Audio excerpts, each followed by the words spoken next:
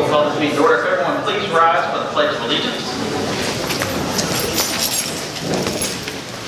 I pledge allegiance to the flag of the United States of America and to the republic for which it stands, one nation, under God, indivisible, with liberty and justice for all.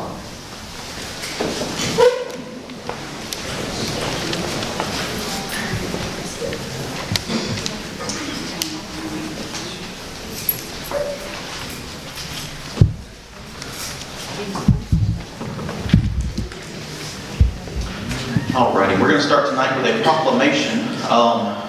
The old council chambers in our old city hall, that was actually the old fire garage, single fire engine fire garage, before we moved over here, was actually dedicated. And so we want to rededicate this council chambers to, he was machinist, mate second class in the U.S. Coast Guard, Enos Lee Roberts. So we have a proclamation here. And I believe we have his nephew and niece. If y'all want to come on up here.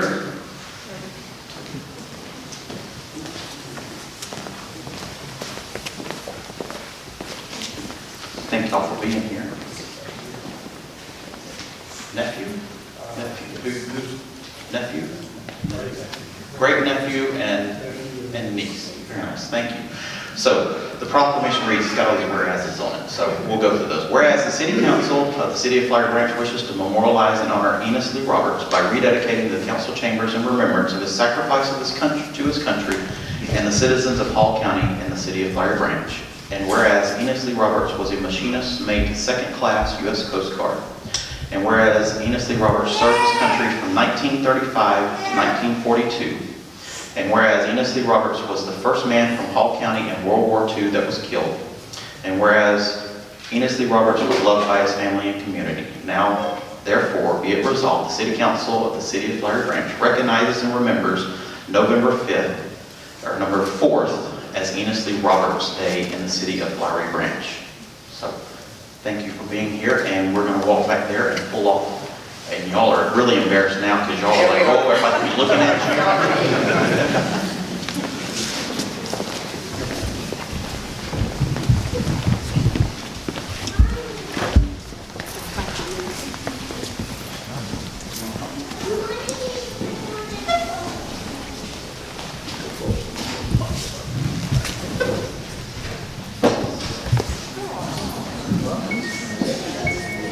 We do have a picture there.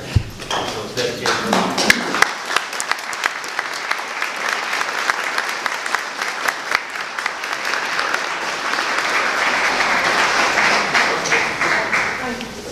Yes, ma'am. Y'all want to say anything?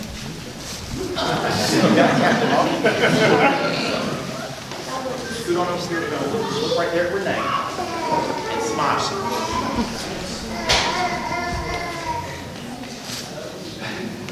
All right, who else is there? The media, y'all want to get up? You have to look that way. All right. Thank you so much. Y'all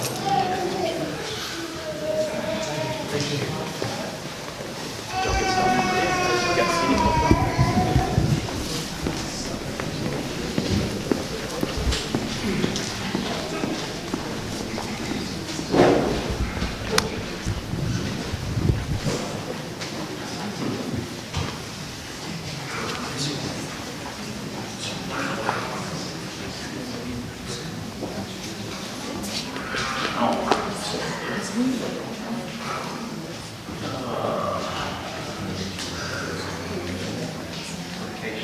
Now, our first item is a first reading of the zoning request submitted by South Hall and Rich, Act Center Planner. I'll turn it over to you.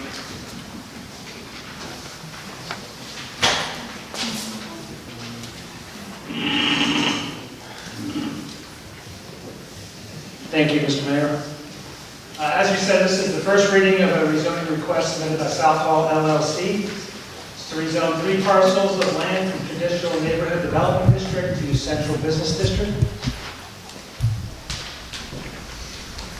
It's on Knight Drive, Church Street, and it's to rezone 3 parcels for townhome development. This will be our first read with the second scheduled for 2 weeks on the 18th. So the three parcels in question, 5611, 5615, and 5621 Church Street.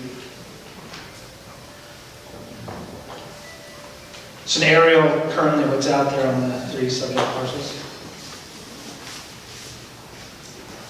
This is the proposed layout for the 14-unit townhome community with rear entry and a private alley in the back.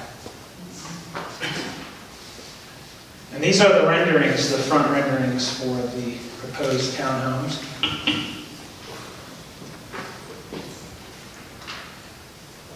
This is the view from the back. This would obviously be the units with the garages underneath, as opposed to the other 7 which are proposed to have detached garages.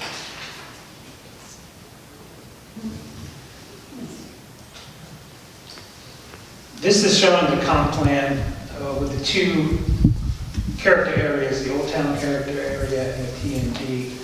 You can see in the circle, it sits in the TMD, but is next to the Old Town. And looking at both of those, you know, originally the elevations that we looked at the public hearing, really we didn't think that, or staff didn't think that met the intent of either of those character areas.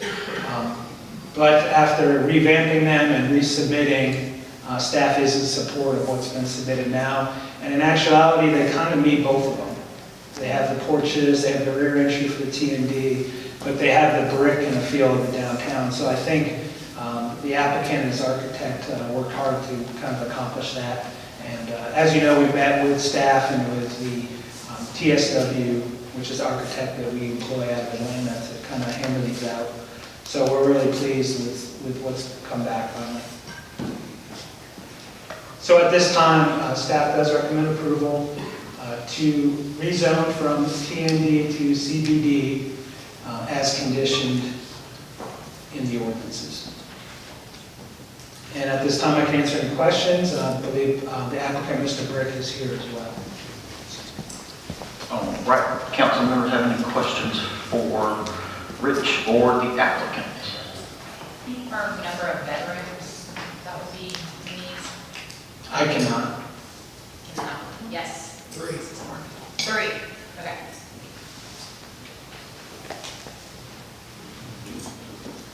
All right, other questions?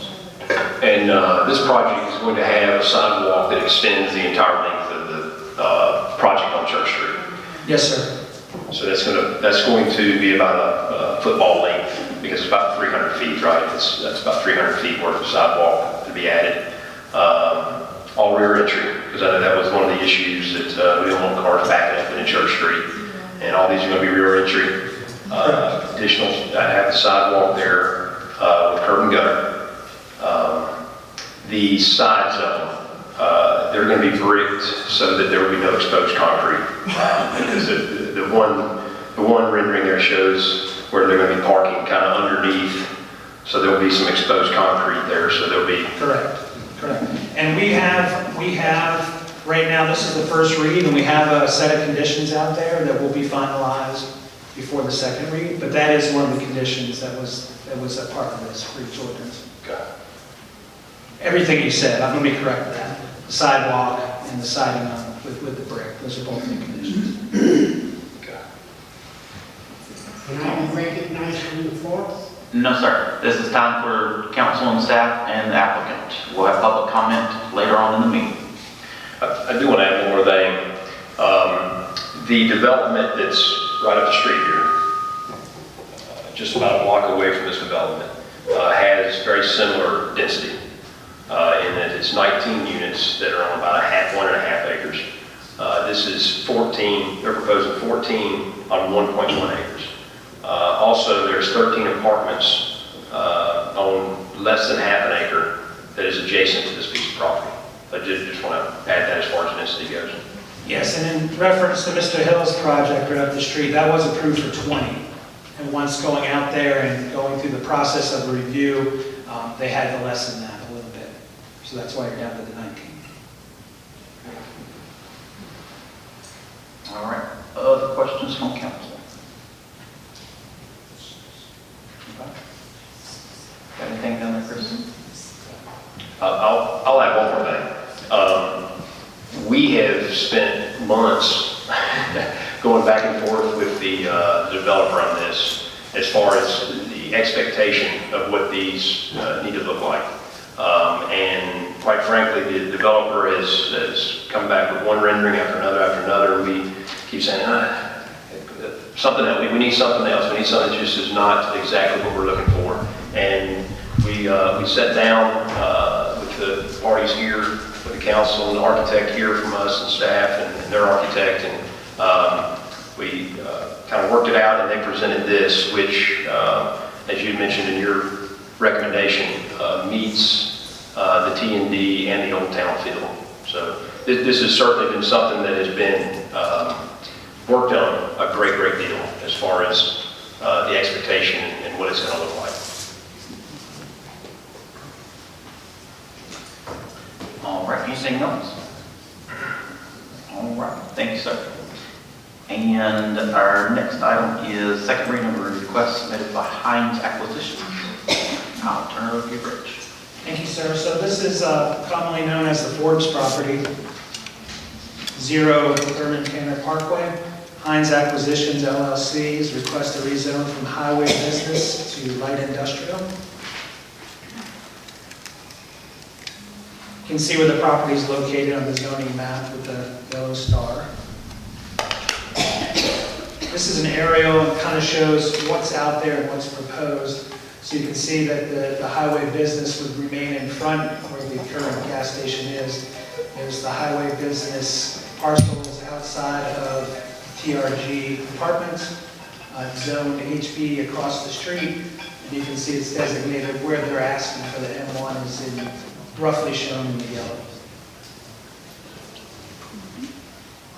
Again, this is just a overview of it, showing where the exits are, the new exit course and the current one. So rough layout of what's proposed is 2 office warehouse buildings with the highway business remaining along Phil Negro Boulevard.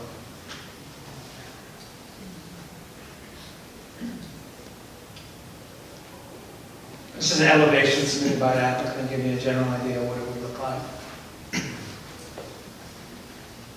This is a landscape plan submitted by the applicant showing the buffer along Thurman Tanner. And I just wanted to speak briefly to the buffer shown against the existing highway business, because that was in question. Is that going to be completely clear cut and replanted, or are they going to try to leave as much as they can out there? And in speaking to the applicant, they're going to try to keep as much as they can out there, but it's really just going to depend on, if this is approved, when the building goes in, what that slope's going to be like. So the intent is to try to keep as much out there as they can, but they didn't want to show that because they really don't know what's going to happen when they get out there. So instead of showing that natural buffer remaining, they were cautious and just said it's going to be completely replanted, but that's not their intent. They would like to keep as much out there as they can. And in speaking to the applicant, they kind of think it's going to end up, if approved and this goes through, it'll be a mix. They'll do some new plantings and they'll try to keep as much out there as they can. Because as you know, it's a nice tree line out there now that would kind of separate the M1, if rezoned, and the existing highway business. So just to recap, we had the public hearing back in August. We had a work session, we had the first vote. We had another work session.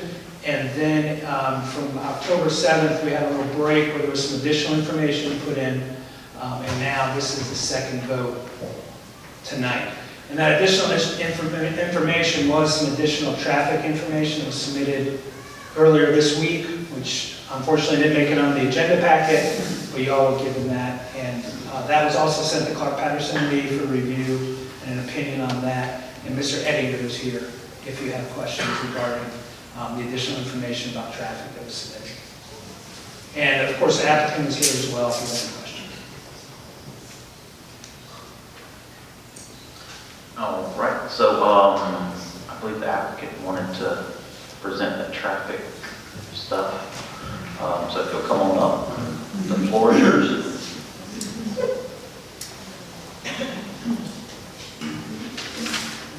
Good evening.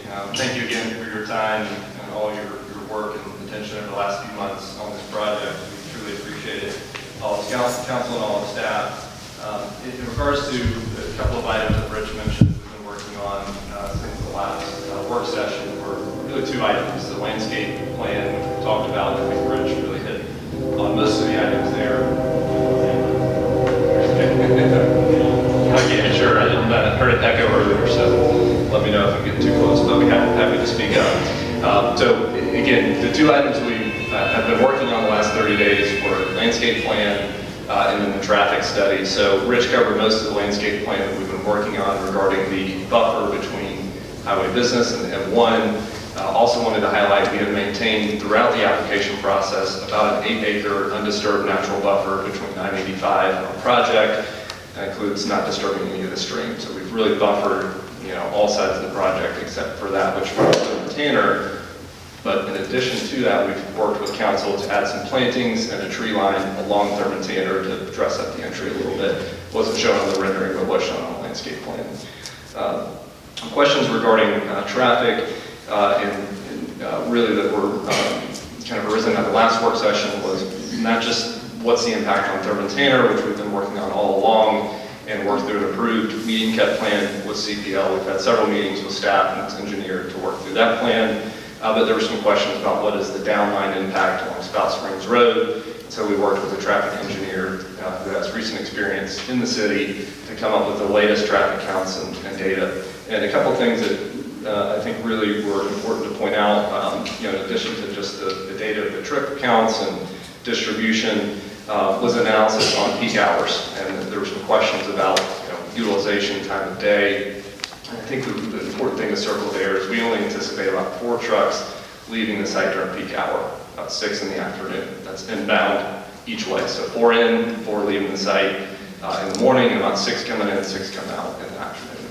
So I think that's really important to think about from a traffic impact standpoint. When that road is most congested from an automobile standpoint, we expect that will be the least impact from a truck standpoint. Again, most of those trucks are working through the night off peak hours and get paid by the mile. There was a question about traffic impact to Spout Springs on a relative basis. That number has come down in the last few months because of the new exit. I think our engineer said there's about 2,000 less daily trips along Spout Springs Road before exit 14 opened up, so that was encouraging in general. But relative to our project, they would only anticipate a net increase of about 3.4% due to the auto and truck traffic increase for our project. Another thing that we've said earlier in the application is on a relative basis, we would expect retail to have 10 to 12 times higher traffic counts and single family 9 to 10 times higher traffic impact versus a logistics use. So I think those were the key findings out of the traffic study that was done by NV5 and reviewed by the city's engineer, CPL Associates. Any specific questions on that I didn't answer? Anybody on council have questions? I know that I'd like to kind of know, it might be, Rich Edger might have to help out on this. I know there was a lot of talk about the median brakes and what eventually kind of was the solution on the median brakes and how did that all work out? How did that pan out? Yeah, go ahead. So it was really a collective effort of trying to utilize existing infrastructure along Thurman Tanner, which has been a big component of this project. It's got great infrastructure. Due to a sanitary sewer easement, we're going to need to realign one median cut and move it just a little bit down. One of the implications of that is that we're then going to limit outbound traffic from the property across the street just to create enough sight lines and spacings. We've submitted that plan. CPL has generally agreed to it. I won't speak for them, they can. But from our perspective, that was really the reason for why we needed to modify the median cut to make sure that we've got the right flow, the right safety on our plan. And really now we have 3 points of ingress and egress to spread out traffic along Thurman Tanner versus just one pinch point. So that was the thought process, but it was a collaborative effort. Yeah, I'll just say that there's been a lot of back and forth about where to put the median brakes. Microphone. No. Speak Just a closer. little closer. Okay. There was a lot of back and forth with the developer's engineer regarding the spacing and location of the median openings, and so I think we've come to an agreement on that at this point. So. Yeah. When you say it's going to prevent out access, is that the property that the Forbes Group owns? Is that what you're speaking of, that one? Yes, across the road? that's correct. And that would be done through an RCAT. Okay. And then the detention basin, is that going, would propose for that to be encased with some type of landscaping as well? But right now it's showing that it goes right up to it, so. That's correct. So just the way that the topography works, we try to catch gravity from the stormwater into the detention basin. And also it helps to put it in the back of the site, so you don't, it's not really a landscape feature necessarily that you want prominent. So we've tucked it in the back of the site, and that's just the way that the topography works. So again, the exact sizing may vary a little bit in terms of depths and the slopes, but that's the area that we envision it based on the natural grade.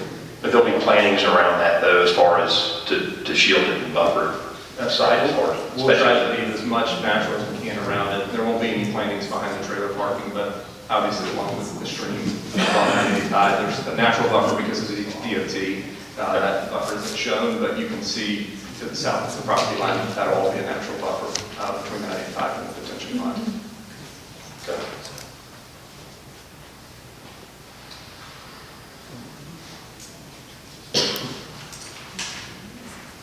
All right, other questions from council?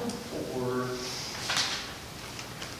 think we just had one other comment from the village representative that he wanted to make, and I think we covered everything else. Thank you. Hello. In speaking with the owner of the property, more recently, and speaking about some of the concerns that council and residents had, he asked me what can we do to help and about traffic. We talked about a lot of different scenarios. Not knowing exactly what would be the best fit, he, in good faith, said that he would be willing to contribute $200,000 towards traffic improvements in that area to benefit the city of Flowery Branch. Out of his pocket, obviously conditional on this zoning, but I wanted to make that known to you guys.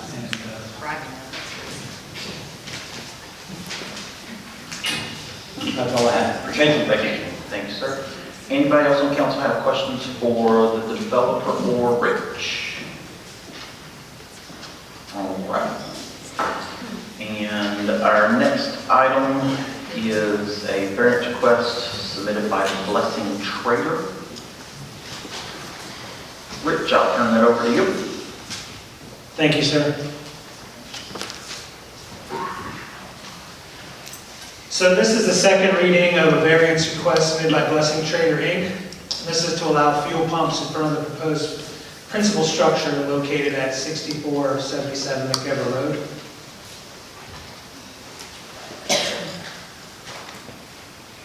This is just an overall view of the some recent approved rezonings. You can see the Fall Leaf, which is no longer proposed.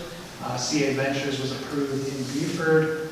Just showing where the fire station is, the ongoing farm project, and then across the street with the beacon and the boat storage.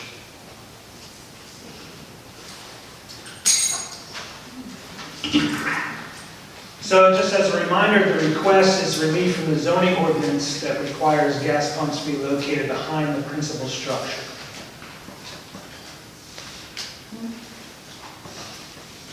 Site plan submitted by the applicant. This is a landscape plan that they submitted. This has been a little changed just a little bit from last time. It's a little more enhanced. So I just provided an example of that.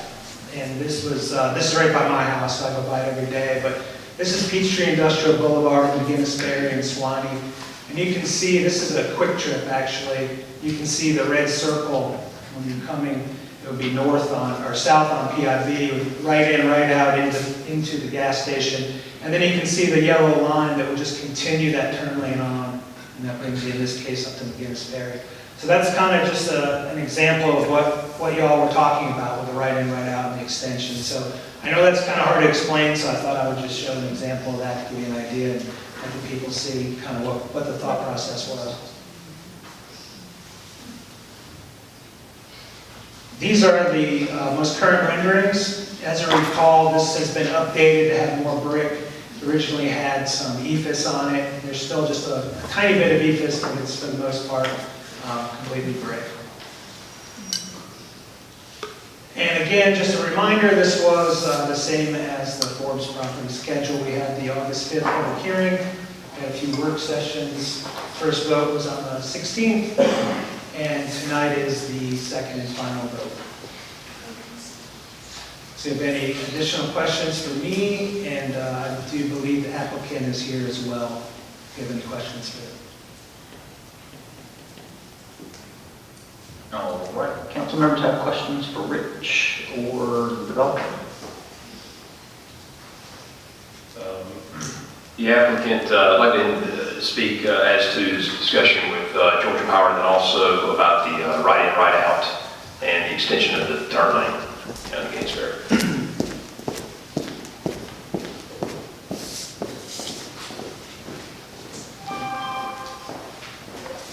First of all, thank you for your time tonight and through this process. I know it's been a little bit confusing, but there's been a lot of back and forth. But regarding the landscaping that we discussed. You could state your name. Oh, I'm sorry, Tyler Lasser, Alliance Engineering and Planning, 299 South Main Street. That's all for Georgia. Can you hear me better? Better now? There we go. Regarding the landscaping, it is a Georgia Power requirement, just generally under power easement, that a tree fully mature shouldn't be more than 15 feet.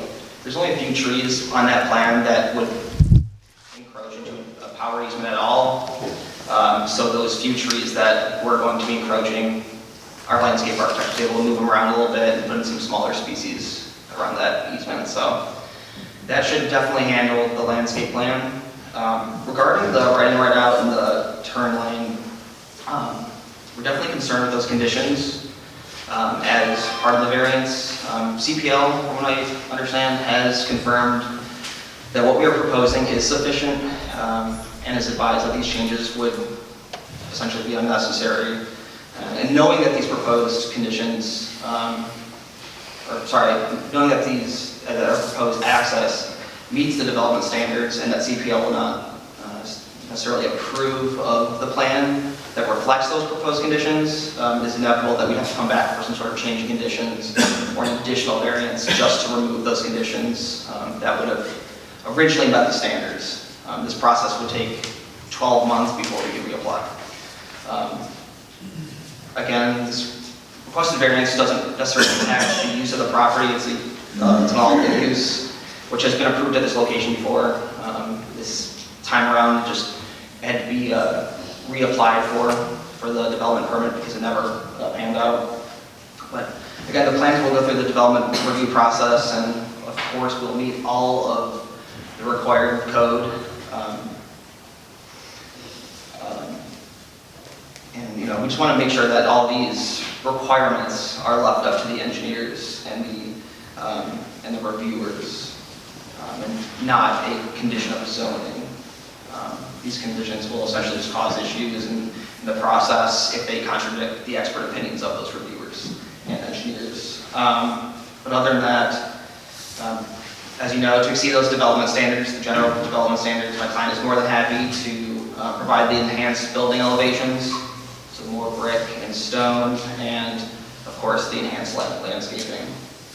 The latter, which is the landscaping, being the original alternative in the ordinance for having the fuel pumps in front of the principal structure, which if you go on Munich Code today, it still says that alternative.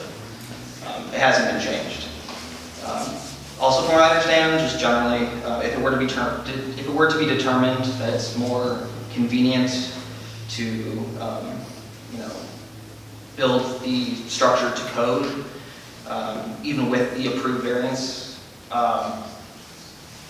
the conditions would no longer apply if we met the general code. So all the conditions that are being requested tonight, such as the turn lane, right in, right out, the enhanced building elevations, the increased landscaping, we wouldn't have to adhere to those, including the limited secondary uses. But we're happy to provide those better building elevations and landscaping. Other than that, I haven't received one phone call or email in opposition. Other than that, I'd be happy to answer any other questions you might have. Anybody have questions on council for the developer? We'd just like to request that condition 5 and 6 be removed if you were to approve this tonight. So are you saying that you would rather withdraw the application if we don't remove 5 and 6? And vote on it with 5 and 6 intact?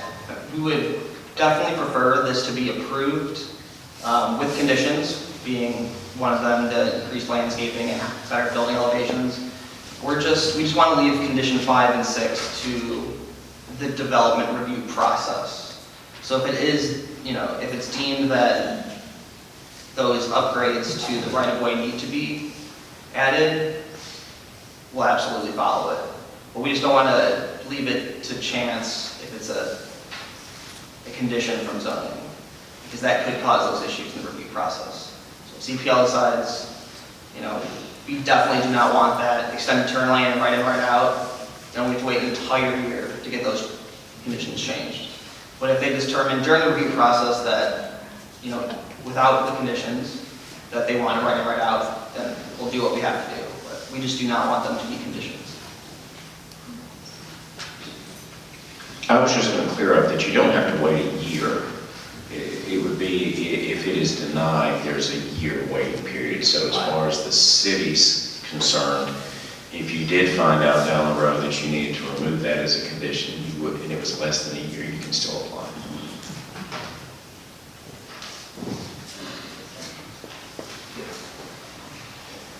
So right now in the conditions, 5 and 6 is intact.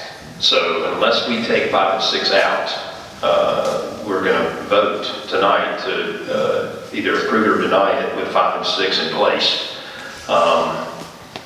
And I just speaking for myself, the right in, right out to me is essential in this. And the reason I say that is trying to stop and turn left immediately after going through that intersection is going to create major issues. It's already the intersection there. I believe the county is looking at possibly at some point putting a roundabout there. That's what I've heard. The rumor has it. And if that happens, I can't imagine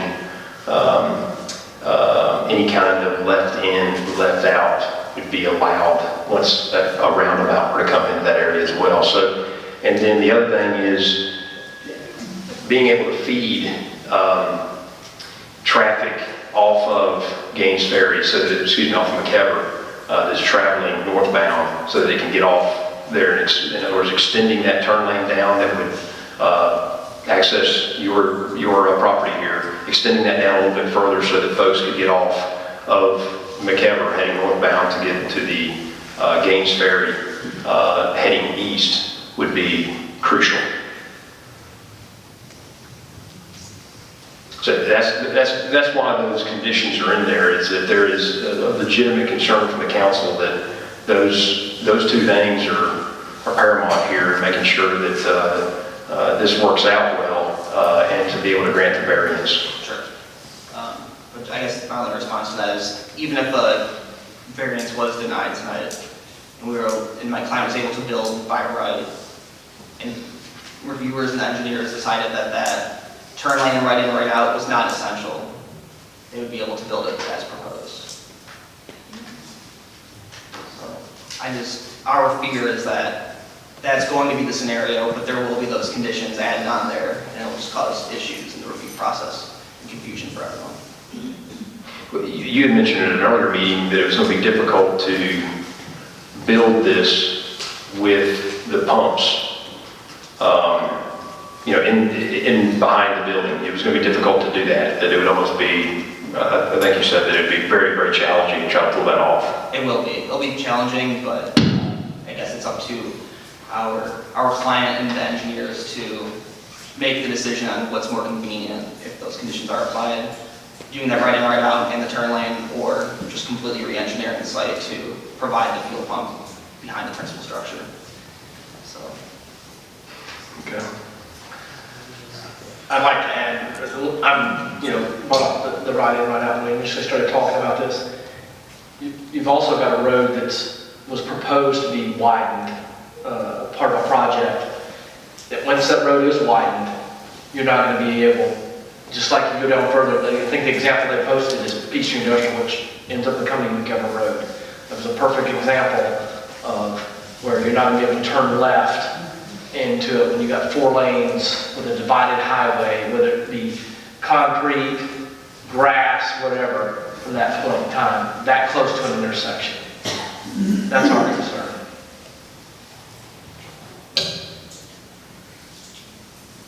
All right, anything else from council? So Ron, clarify for me one more time Ron, clarify for me one more time, if they run into issues in the review process, what would be the exact course they would have to take? They would have to come back here and have the condition removed. But they can do that, I mean, They don't have to wait 12 months. If they find out in land development, they just have to come back here and show you that it's not needed. okay. But if they get denied tonight, then they do have to wait a year to come back. Correct. Okay. So that's kind of the thing I guess we would say is that like, if y'all, we understand that your client may have concerns having the conditions in there, and that it might make things more difficult, but if in the development and review process, it comes to pass that, you know, that absolutely cannot happen, or, you know, whatever, then that's a conversation that can happen without waiting a year. Sure. We just feel that it could be avoided because we already know that. Prove it, and it goes through, then 5 and 6 are there, and as you said here, you can still do some work, and it could possibly go away, but at the same time, that's going to be, you know, it's a chance you take. I don't know. So I mean, that's kind of where we are, unless somebody wants to make a motion to remove 5 and 6 from the conditions.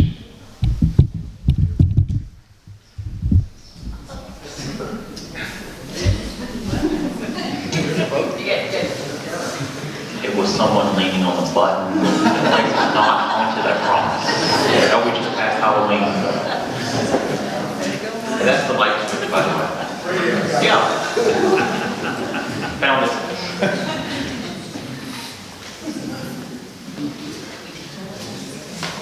Any other questions? We have to answer.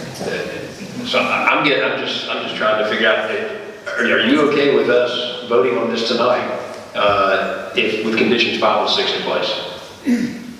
Again, we prefer that 5 and 6 be removed. If it is approved, there's nothing we can do about it. Okay. And our alternative would be to just, again, either come back for the additional variance or just re-engineer the site and just meet the normal standards, which would include the standard building elevations and the standard landscaping.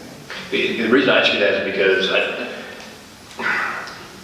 I just want to make sure that, you know, if you feel like 5 and 6 is an absolute no-go for this, for the variance, then, you know, if you withdraw, if there's a withdrawal there, then there's no vote, you know what I mean? And you could come back earlier and that kind of stuff, but I just want to make sure you're clear on that. That's my big key there. I'm sorry, I just want to clarify, there is not a time lapse requirement, right, to reapply for a variance, so. Denied, right? Only if the council denies the request. So it's, Yeah. we'd be more comfortable with an approval, and we'd be even more comfortable with approval without 5 and 6. All right, anything else from council? All right, thank you, sir. Thank you very much. And that brings us up to department reports. And city manager report, Ms. Short. I have no report. And clerk report. I have no report. And last time you said that was your last meeting, so is this your last meeting? This is my very last, I You're promise. sure? My very last. You didn't change your mind? Okay. Can we get you to change your mind? Okay. Finance director report, Ms. Campbell. And planning department, Rich. No certain report. Police report, Sergeant Kevin. Nothing to report. And attorney report, Mr. Bennett. I don't have anything to report. And we got council report. So I just want to say congratulations to our newly elected council members and Mayor Ed Asbridge will be mayor, and then Oliver McClellan and incumbent Joe Anglin, and then the other seat that was contested, William McDaniel won that one. And I want to say thank you to Chip Callum for putting his name out there.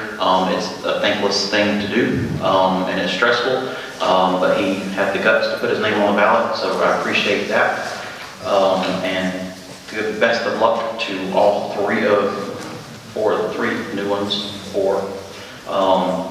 that will be continuing on in that. And I had a couple things before I get to the council. I did get to spend part of the day out at the Wrigley's plant. If you didn't know, Wrigley's is now they're part of Mars Wrigley. I told them the Mars North American president that it will always be Wrigley's around here, because you can smell the gum as you drive up down the interstate. Their 50th anniversary, December 2nd. They did dedicate a break, what do they call it? Pavilion out there, thank you, to Janice Bryant.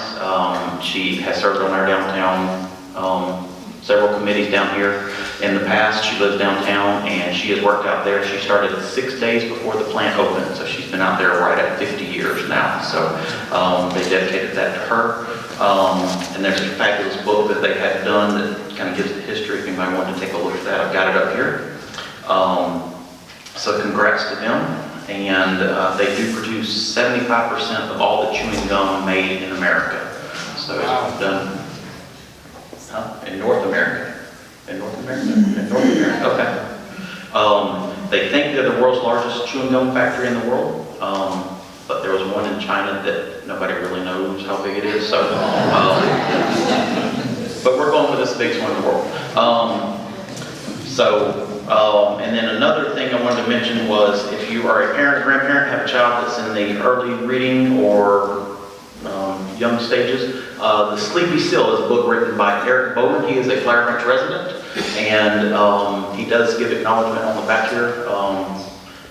Born and raised in Georgia, he graduated from the University of Georgia. If you're not a Georgia fan, don't hold that against him. He currently lives in Flowery Branch with his wife Lauren and daughter Ellie. And so it's a good children's book, good nighttime reading. And he is on Facebook, Eric Bowman, and you can pick up one of those. And I'm going to try and work with him to see if we can't get one of those for every kindergartner at Flowery Branch Elementary School. So that's all I got. So we'll start down here. Do you have anything, Councilman Mundy? Yeah, I'd just like to thank the folks, staff, residents who came out for the cleanup downtown event we had last Saturday, or excuse me, 2 Saturdays ago. Good turnout, in fact, really good turnout, 30, 40 folks we had out. Got a lot of stuff picked up, and look forward to having some more of those. So if you're able to attend, thank you. If you weren't, we'll make sure we get some information out next time so that you can. Thank you. Thank you, sir. Mr. Arthur, do you have anything? Nothing official to report, but I do echo your welcome and congratulations to the new and the rejoining council. Thank you, ma'am. Mr. Ingram, you have anything? Nothing to report later. Mr. Nothing to report. All right. And with that, we'll adjourn the work session and go to the voting session. And at the beginning of the voting session, we always have public comments.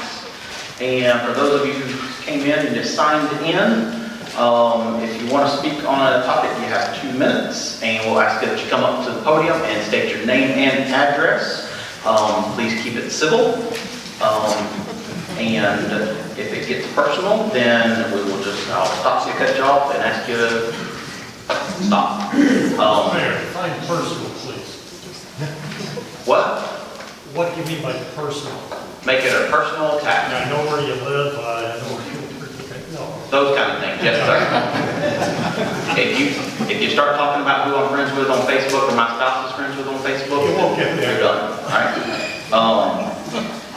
So we'll just ask that you come to the podium and state the name and address for the record, because if not, then I get yelled at by the clerk that has to put that in the record. We do limit it to 2 minutes because I've got 25 people signed up here. That would be right at 50 minutes if we went by that. And then at transition time in, people coming up would be right over an hour, so. And I did hear some folks that had cell phones going off back there, if you could make sure those are turned off and silenced. I appreciate it, you just said that earlier. We will start up here at the top. Number 1 is Ed Lizette.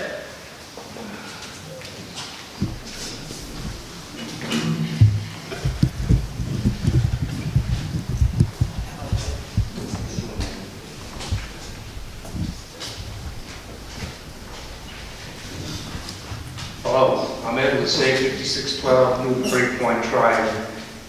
I'm a veteran. I'm airborne ranger. The reason I bring that up is because I wear this hat to honor all the veterans. The veterans in this room, please honor them. November is the time to honor veterans. With this hat, I receive a lot of compliments. Thank you for your service. I reply to everybody, thank you for remembering those who are dead. Now, I'm going to tell you one thing. I'm not getting personal, but Mike Miller, thank you for your service. I know what the hell it's like being up there. It's a thankless job. I don't know if I'll be here in December, but thank you for your service. We didn't agree on a lot of things, but we were civil. Now, with regard to zoning, I'd like to just point out to all of the council members that are there, and Mr. Ed Ashbridge, who's going to be the mayor-elect. One thing that you have to remember is, I don't think you people followed the comprehensive plan. Why in the heck do you write it? I know why you write it, because I was a councilman. You write it because you have to. It's a state law. But don't waste taxpayers' money doing something that you know you're going to change. I've lived here for 20 years, and I've seen a lot. I've seen a lot of changes. I agree with a lot of changes. You people have changed zonings. And one of the most significant ones is where I live, where you changed it for the sake of the Baptist Church. That zoning is sitting out there to be changed again. But the comprehensive plan, if you don't agree with it, don't put it down. Please, don't waste my taxpayers' money and the taxpayers' money of all these people that are sitting beside me. Because you're kidding yourself. You're kidding yourself. What is the comprehensive plan work? You have changed everything. Now, as far as the zoning on these two things, I don't like it. I don't like any change. And you want to know what city is the greatest city around here? And we used to compare it when I was on the council, is Oakland. Mayor Scruggs has been there for ages. You want to know what? He lives by his comprehensive plan. So let's do the same thing in Flowery Branch. I know I'm doing a little bit of preaching. I'm not getting upset. But if you're going to mean it, put it down in writing, the old-fashioned way. Put it down and you mean it. And I don't think you people really meant what you had in the comprehensive plan. That zoning and rezoning and the dialogue that I heard this evening about whether or not you're going to keep something in or not, that is not an issue of zoning or not zoning. That's an issue of legality. That's my opinion.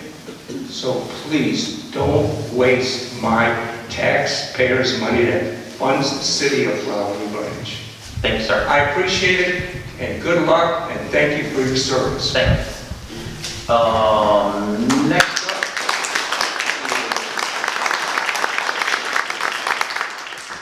Deborah Hartreiter.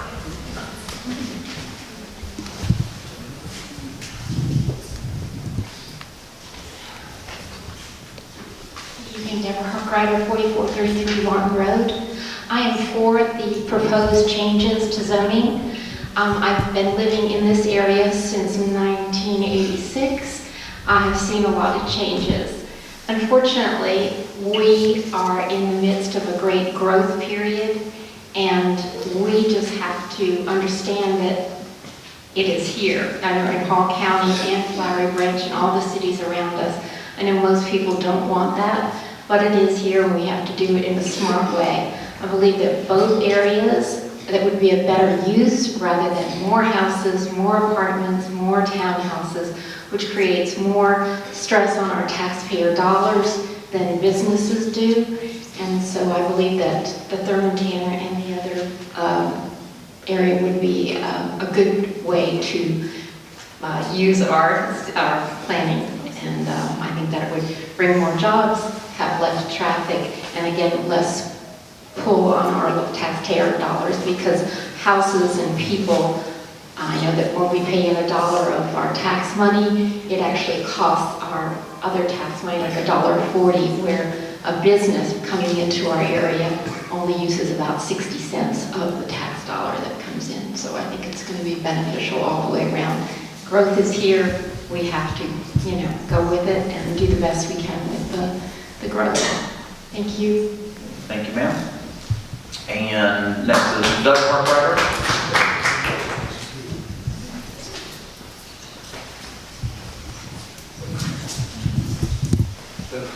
Doug Harkrider, 4433 Martin Road. I agree with my wife. Thank you.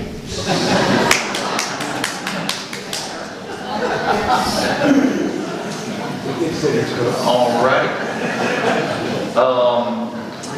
Next is Angela White.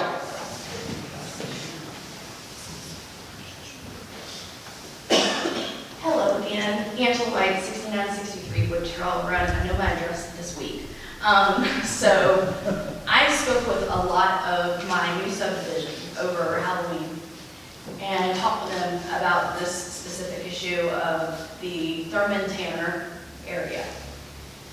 And every single person I spoke with said, they're doing what? That's not what we moved here for. We moved away from that. So I, again, am appealing to you as one of the new residents here in Flowery Branch. Please do not approve this. We moved here for something very different than what you guys are considering. So again, I speak for the new residents. I completely disapprove with the rezoning. Thank you.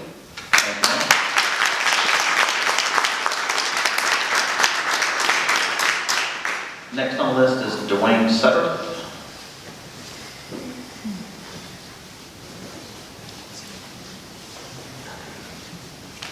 Dwayne Sutter, 5313 Mulberry Street, Flowery Branch. I'm just here to remind the council that we have freedoms in this country to buy and purchase land, to do with as we wish. We don't need people telling us by mob rules how and what we can and can't do. These property owners have rights also to be able to sell their land to somebody that wants to develop it, whatever it is, whatever, how it wants to go. I'm just here for people in general. It's all about freedom of rights. We have those rights. Thank you.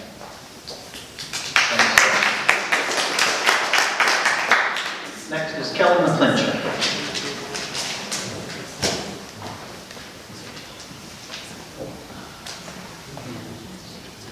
Kelly McClinchon at 628 Church Street. I do want to talk a little bit about the sewer treatment plant. We've been experiencing smell a lot down there. I know that there were some issues. Virgil let me go through the plant and I did a tour of it. It just seems like recently, the past couple months, we've had a lot of it. And my concern is we're being inundated by the growth we currently are having. I'd like to see some kind of report that says, not from us, but from somebody else outside the agency or the EPA, what's going on. Because to me, it looks like it's too much growth at the point. We can't, and I know in 2 years we're going to get a new plant. We can't wait 2 years for that. We're going to get it fixed in March. In March, we're going to get it fixed, and is that going to clear up the smell? You guys don't live near here. You don't smell it. You guys need to fix that. And more growth, more toilets into that system isn't fixing it. It's making it worse. Thank you.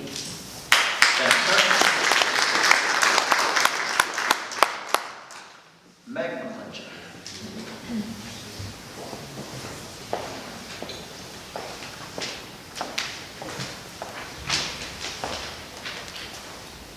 Meg McClinchon, 5628 Church Street.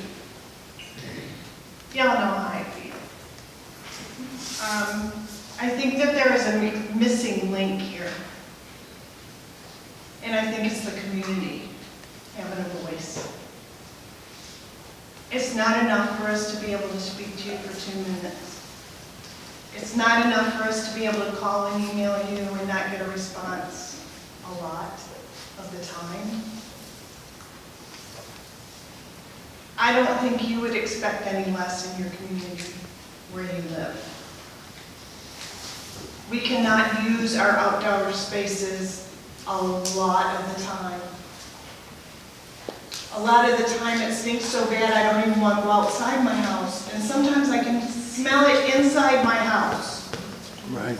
So what you are talking about is putting more toilets in a system that is not keeping up with the current growth. All we are asking for is for you guys to realize we are suffering. And we need a town hall meeting so we can speak and ask the questions that we don't get answers to as a community currently.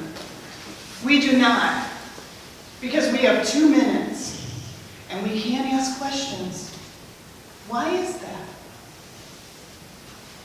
Why can we not get answers to our questions? It's a simple question. I don't understand it. My heart is here in Flowery Branch. I love it here. But we need a voice. The community needs to be able to ask those questions. That is not a personal attack on you. It is not. I am asking for us to be able to speak and get questions answered. Thank you.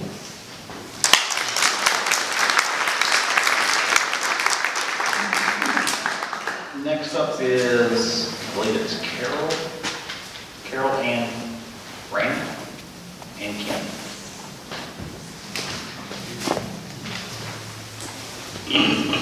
I'm Carol Ann Rand. I'm speaking for both myself and my husband. We're not against development. Growth will come. But we want orderly development. We want development that makes sense. We don't want you to violate the comprehensive town plan. Please stop violating it, changing it. The warehouses at the corner of Thurman Tanner and Fielding Road are going to put more traffic than these folks are willing to admit. Oh, they did some study about peak traffic hours. What about the rest of the hours? Those trucks are going to put wear and tear on the roads. Who's going to pay to keep the roads up? You're going to make me pay, me and all of these good people, pay for that many trucks. We have a new exit at H.F. Reed. Make the trucks use that exit. Exit 12 can't stand it. If you decide, against the opposition you see here, to pass the rezoning on this property, then please put in an ordinance that has a wheel limit or a weight limit on Phil Negro so that they are forced to go up and use exit 14, which is equipped to handle those trucks. That's why it was put in, so that the heavy truck traffic from Thurman Tanner could use that. Don't let them block exit 12. Thank you.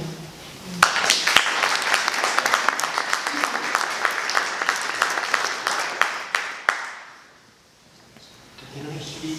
Sure you can. He's the On the other hand, You're fine. she you said she was speaking for you, but I didn't know if you wanted to do like the other guy and just say you agreed with her. No, I did have one point. Okay. On your very first unfinished business with the rezoning, the developer, has he done an impact study on these 14 units as to how it would affect the sewer system? Has he even addressed that? Because he didn't tonight. And as some of these folks have pointed out already, the system is overloaded. And if you're going to approve this, something needs to be done. So I suggest perhaps you put a moratorium on any and all building until you get a proper sewer system that can rectify the situation. Thank you.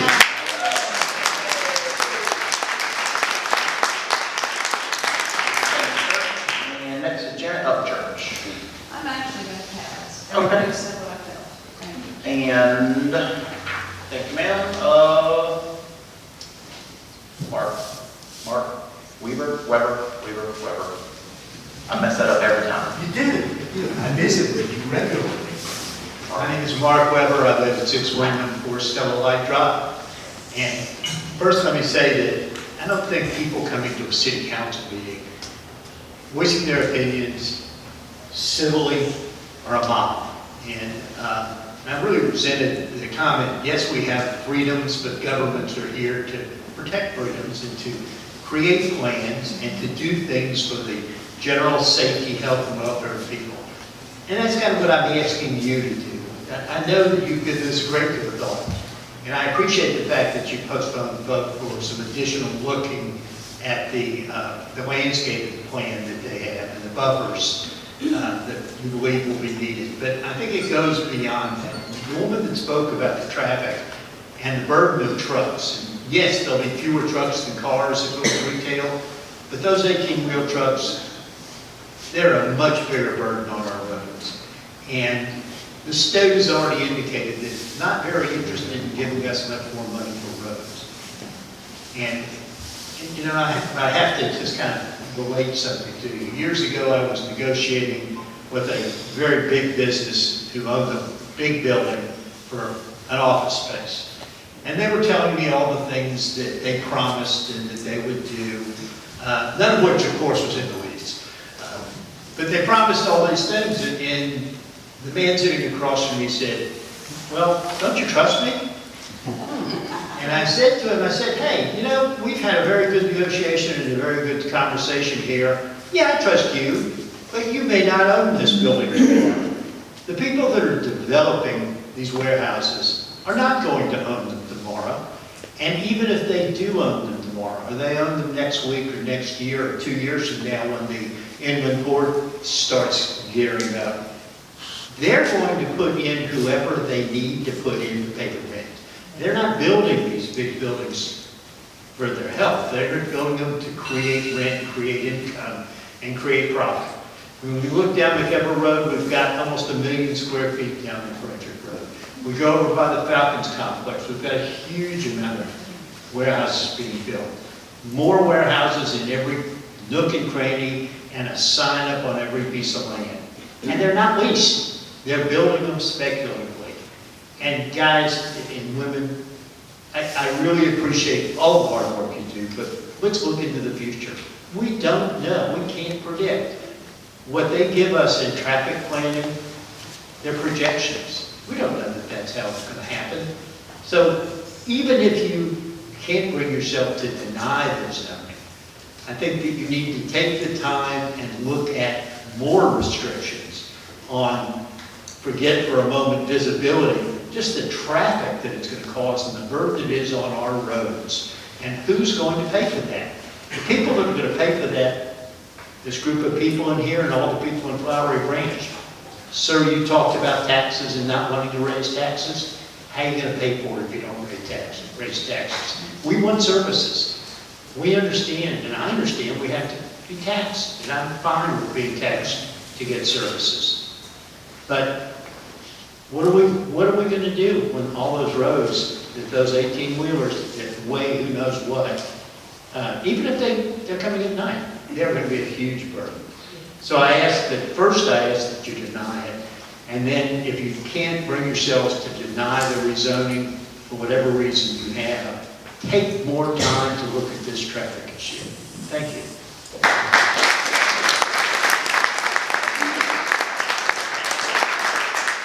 Next up is Tammy Duckworth.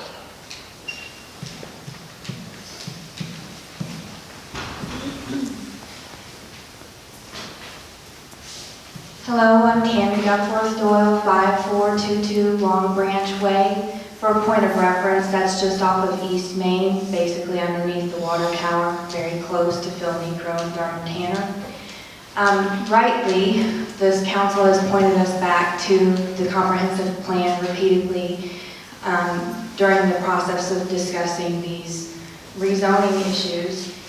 And that comprehensive plan was passed or adopted on June 17th of this year. In that plan on page 22, it states that exit 12 off of 985 and surrounding roads, the Georgia DOT no longer thinks it's necessary based on the plan to make the improvements that were considered, because on page 27, the map shows that area as an activity center, which is very different and separate from industrial employment. On page 36, the plan describes the definition of activity center, which does not include light industrial. To rezone, you should have to have zoning the same. If you need a compelling reason to keep the zoning the same, I would say that the comprehensive plan that you passed mere weeks prior to this request for rezoning is a very compelling reason to keep it the same. On a separate note, off of East Main, we too smell the sewer. So just what the McClinches and everybody else said about that. Thank you.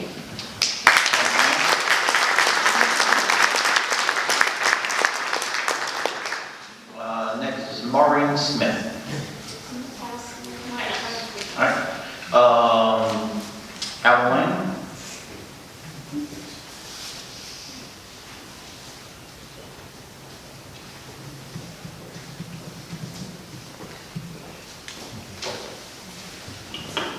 Good evening, can you hear me? My name is Alan Wayne, and I reside at 5763 Waycrest Drive, Flowery Branch. I have lived in the Flowery Branch area the better part of 78 years, and I would venture to say that I've probably been here longer than anybody else in this room. And I've seen a lot of changes in those 78 years.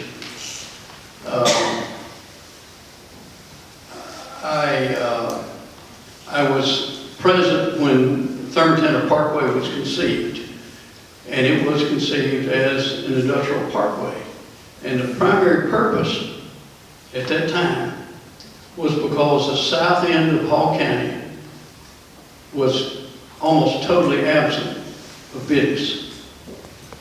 And its design was to try to encourage jobs at home instead of us having to drive to Atlanta or some other place to make a living.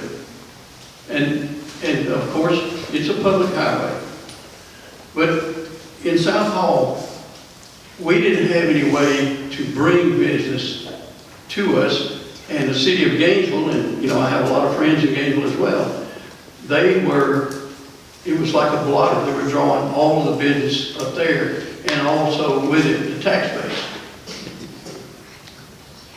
I've been privy to have been a member of a number of committees in this county, and one of which was the Comprehensive Plan Committee that designed the comprehensive plan that we are following much of today. And one of the things you find, and it's brought to me by professionals, is that if you don't have a good balance between residential and business, you'll have a very, I won't call it sick, but you'll have a community that is not very friendly tax-wise to live in, because I think you'll find nationwide, you can verify my numbers study-wise, that residential pays about 60 to 70% of what it uses in services, and business uses 60% of what it pays in taxes. And so without a good balance of business versus residential, it's going to be difficult. Your tax bill is going to be difficult when you open it up. The other thing I want to point out to you is that I am close friends with the owner of this property and have been for some time. And I could speak for years on the things I know about the growth of South Hall County. But this property owner is a very altruistic property owner, and I can tell you that he has been adamant for the last 15 years that this property be developed as high-end retail, as well as my dear wife. She, for years, wanted me to try to bring Avalon 2 up here, and wouldn't that all be nice? I'd love to have it. And if you can get them to come, we're happy to sell it to them. But the fact of the matter is, Mr. Wayne, can you wrap it up? Amazon, with the Amazon effect, retail, brick and mortar retail is non-existent. Thank you for your time. Thanks, sir. Next is Ray Stonovich.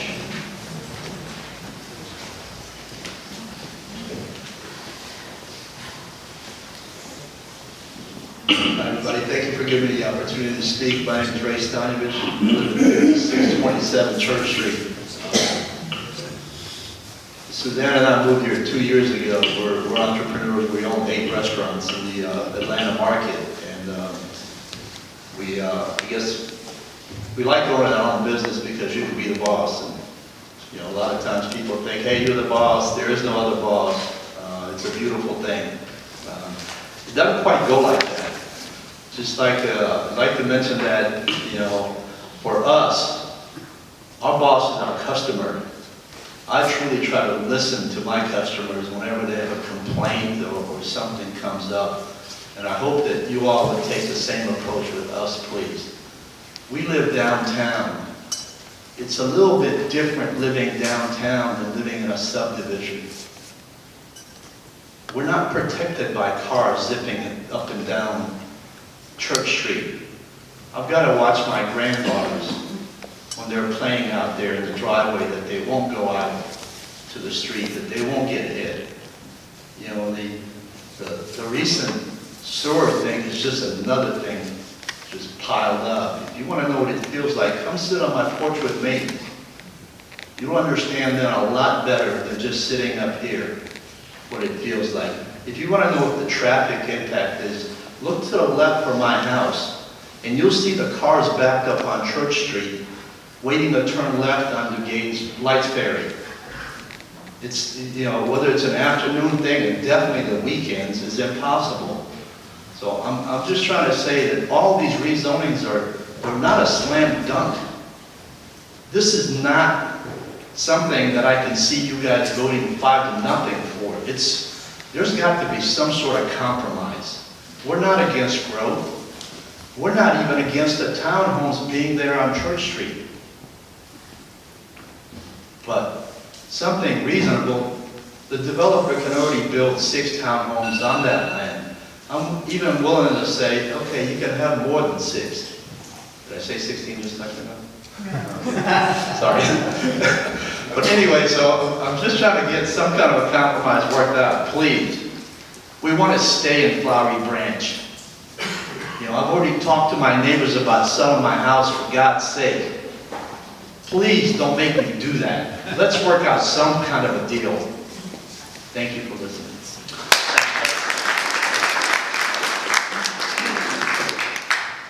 And next, it looks like it's Rob Morgan.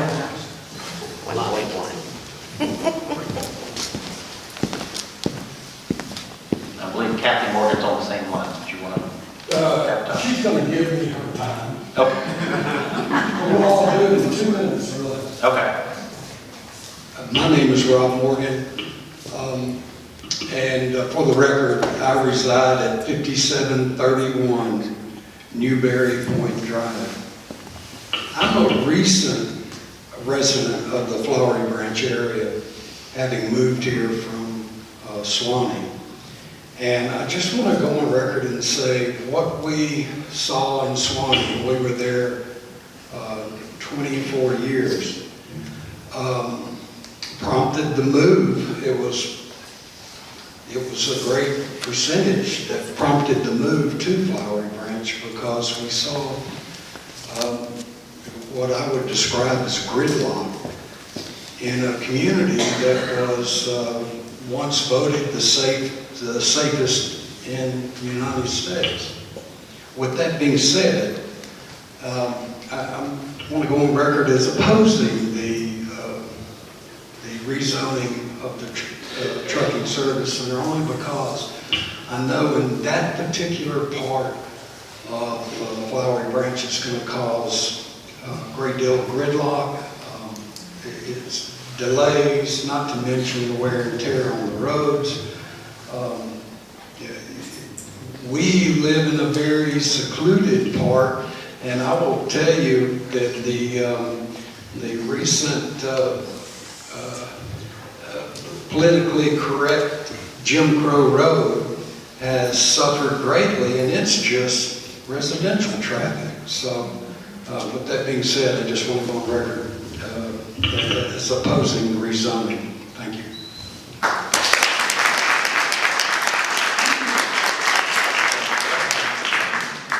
Let's see, Carol Danford. I would pass, but I concur with Mark Weber. Okay. And on that same line is Bill. Is Bill passing? Are you speaking for Bill also? Yes, I do. Okay, all right. Me all the time. Okay. I've heard that before. Let's see. Ryan Oates. Yep, Oates.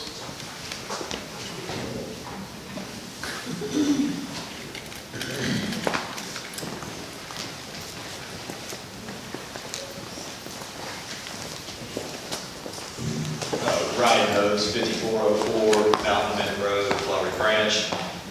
First off, I'm glad we can talk tonight.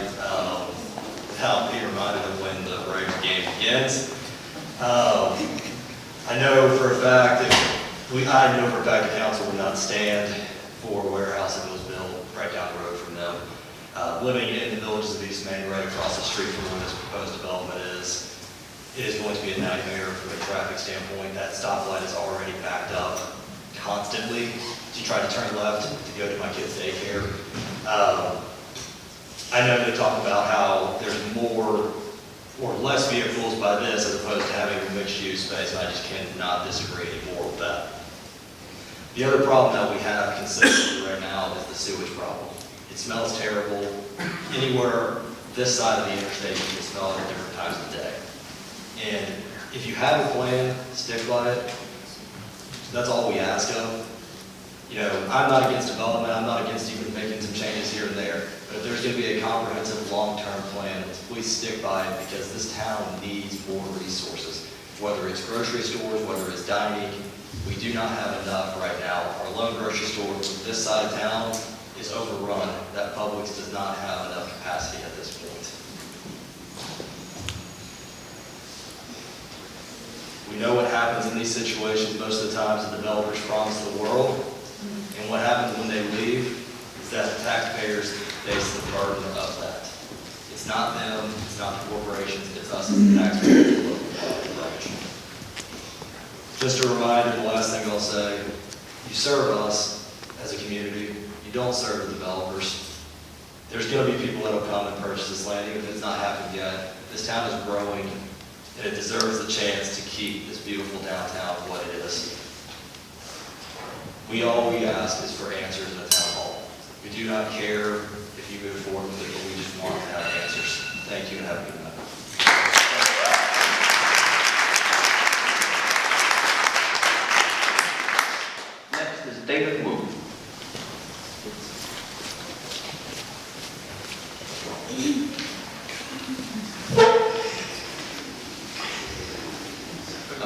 I'm David Wu. I live at 5465 Trillium Way in the Villages at East Main.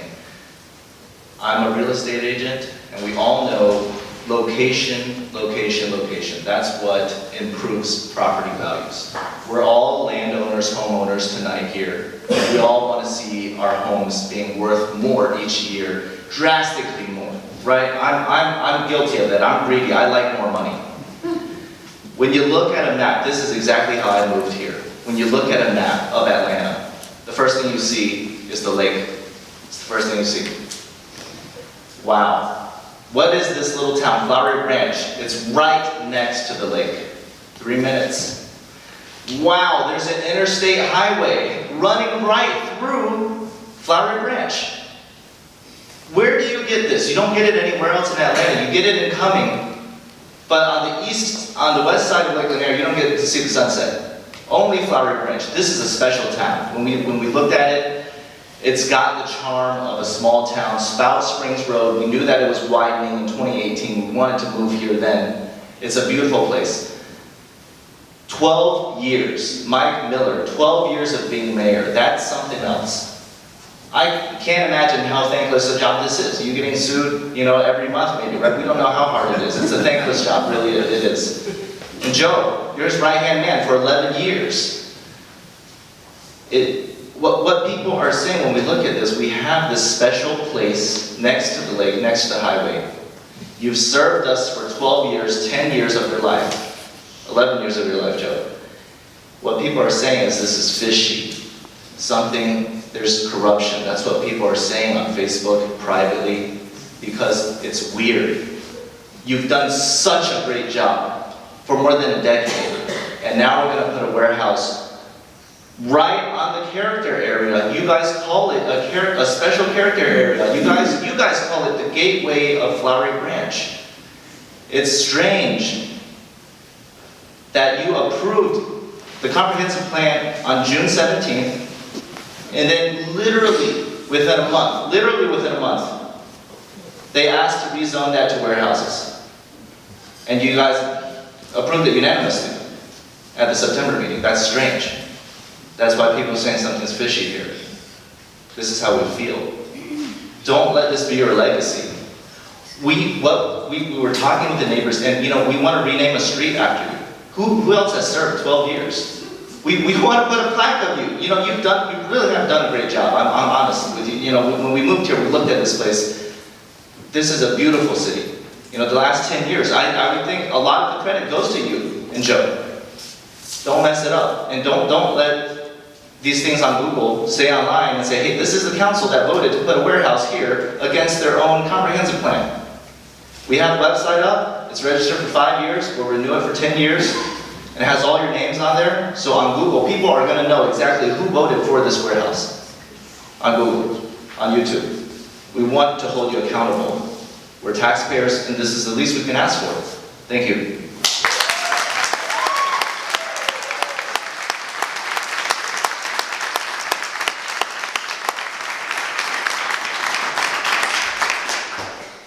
Next is Tracy Burke. Pass. And Morgan Burke.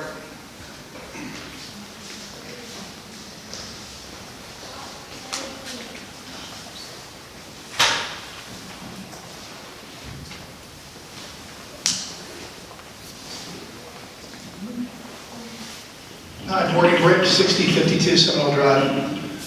So as a resident and developer, I guess now in Flowery Branch, I just want to say I'm very proud of the job that's been done up here over a long period of time, and we put some difficult decisions. And look, not everybody's going to agree with every decision you make. There's going to be a minority out there that says, hey, we don't want it this way, we don't want that color, we don't want that look. But I'm really proud of the job that's been done because of the collaboration and because of the communication, not only with developers and speaking for myself, but with the community and the outreach that I've had from other community members, residents, neighbors, downtown Flowery Branch residents that are very supportive of this project. Yes, it has been vetted extremely well, and thank you that, Rich and your team and Ron, thank you for going through all the vetting to make sure it's in the notes. All the findings are right here. For anybody that wants to see the findings, and the impact studies, they're right here. And I'm very proud of the job that's been done, so thank you.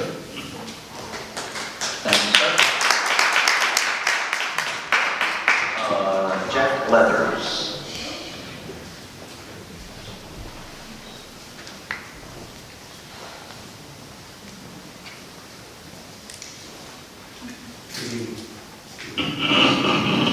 My name is Jack Leathers. I reside at 7059 Valley Forge Drive. And my mother at one time owned grandmother's flower garden, which is now a condo unit. I'm not against growth, but I think we need to do it in a logical way. And certainly the traffic flow that we have on South Springs has been a concern. I moved here myself, and my wife and daughters moved here because of Flowery Branch and being a small town atmosphere. And again, I'm not against growth, but I just think we need to do it in a very logical fashion. Appreciate both of your services and everyone else. Thank you.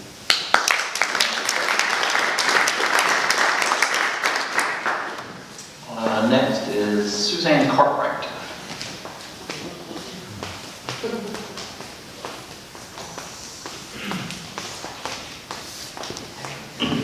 Suzanne Cartwright, 5627 Church Street. He hit it on a nail on the head, guys.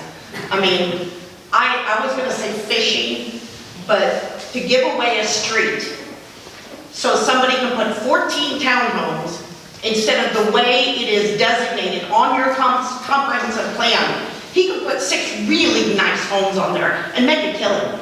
And it would be beautiful and add to that downtown area. He probably could keep a couple of those trees as our Flowery Branch Tree City designation. But to give away a city street so he could put 14 and change the rezoning is fishy. It's fishy.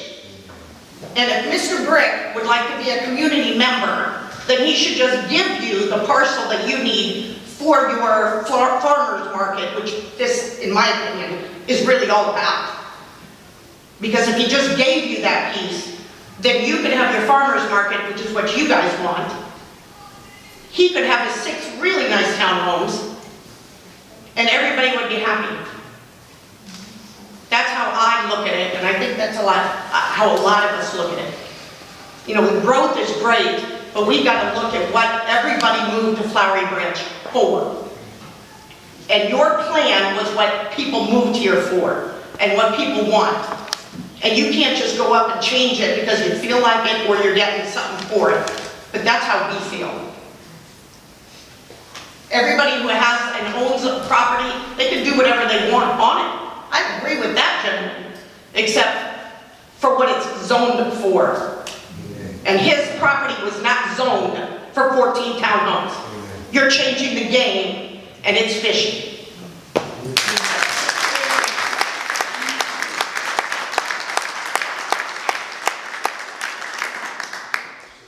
Next is Jack Rafferty.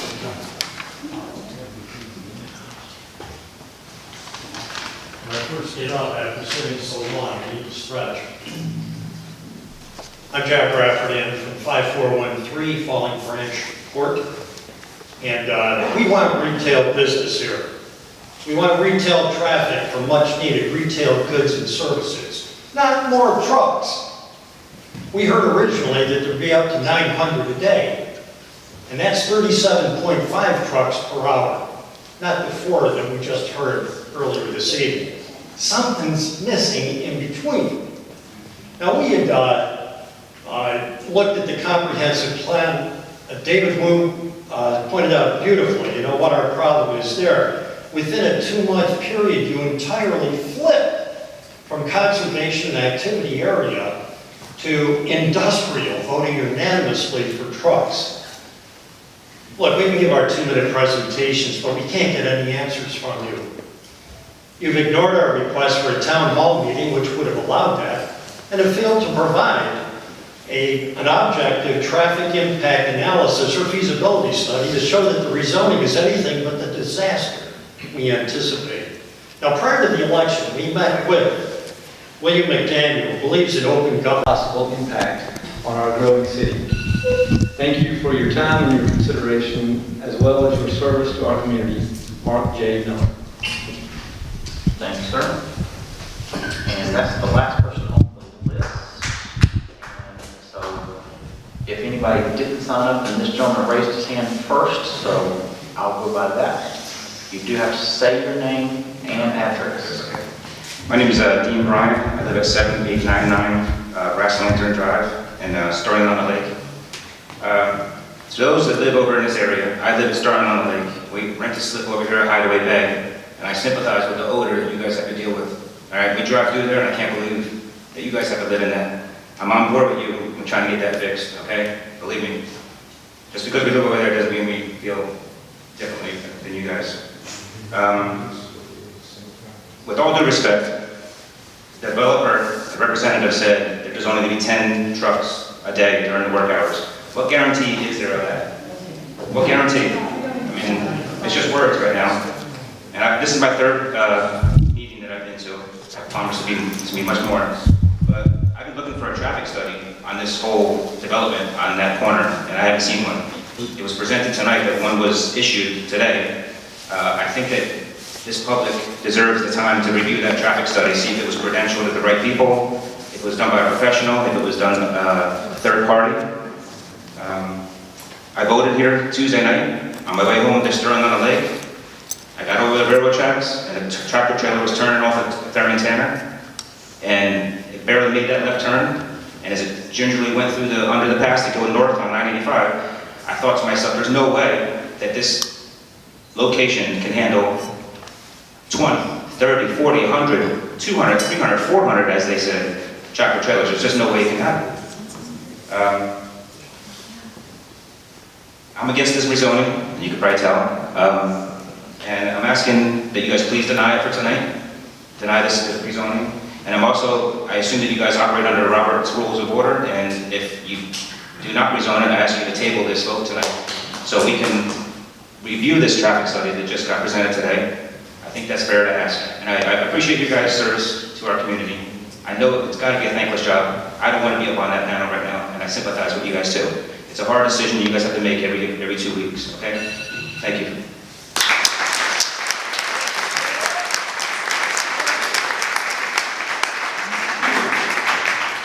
All right, yes, ma'am.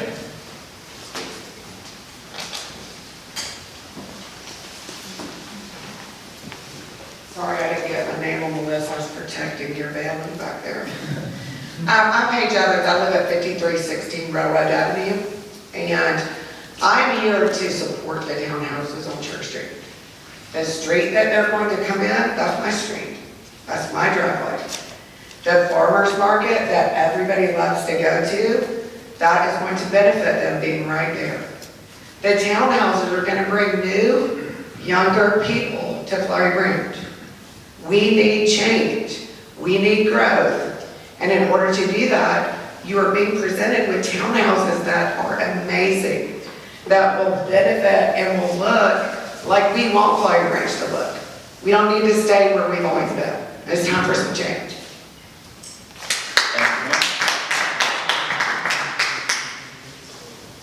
Yes, ma'am.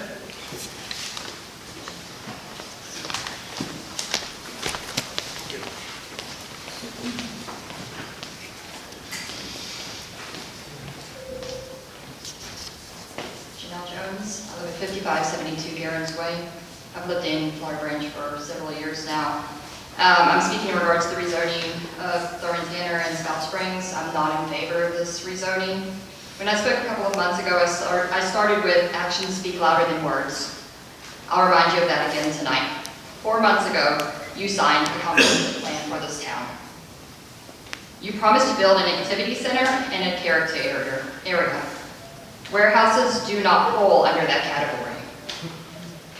We had a petition signed of 206 members, citizens of this town, who could not be here tonight to state that they are not in favor of this either. We have another probably 50, 60 people sitting here in the room. The citizens have spoken. It's time for you to listen. The most important thing an individual has is his or her word. What else do you have if you don't have your word? We are asking you, we expect it of you. Live up to your word. Do not allow the rezoning of that land. Follow the comprehensive plan that you put forth. Thank you.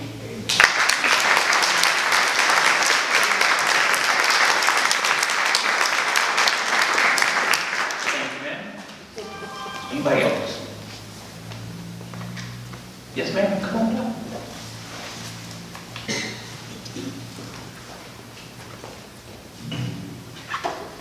Rachel Gates, 5643 Parkview Lane. I am against the rezoning of Thurman Tanner Parkway. This project is wrong for our community and it's the wrong type of growth. Also, these off-peak hours that the trucks are supposed to be coming through, they're when my neighbors and I are going to be trying to sleep and relax. And it's going to affect our sleep, our health, and overall well-being. Also, Hines can't guarantee the amount of trucks that are coming and going from day to day. While the study might supposedly show more trucks or more cars if there's going to be retail stores, but the trucks for the warehouses are going to take up more space, they're going to damage our roads, they're going to be louder, and more harmful to the environment. And what about the employees who are going to work there? Are their vehicles included in the study? Because there'll be some of those in there too. If these warehouses are built, there should be a natural buffer between the warehouses and Thurman Tanner, so we don't have to look at it every day. And also, the trucks need to use exit 14 because exit 12 cannot handle the increased traffic. And also, the crew that has been redoing our roads have been leaving trash up and down the road. I found lunches left over. I even found a liquor bottle on the side of the road, which I didn't see before they were redoing the road. Thank you for your time.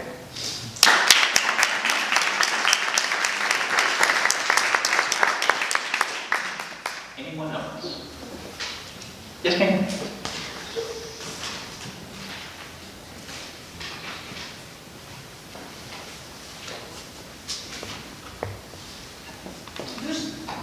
I'm Judith McConnell, 5731 Mitchell Street. When we had the last few meetings, when they did you approved the townhomes on McEver, and you held them to the HOA agreeing to no more than 10% rental. Is that not right? On the plan for Mr. Brick's property, it's changed to 20%. I'm just really concerned about the growth in rental property when it's residential owner property was the goal. And that's very concerning. Thank you.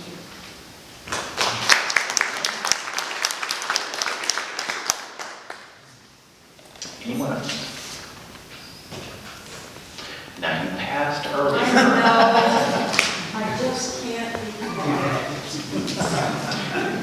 Now, don't tell us that we are allowed to change our mind because you just changed your mind. So. I'm a female, I can change my mind. I was not going to say anything, and I had a litany of things to say.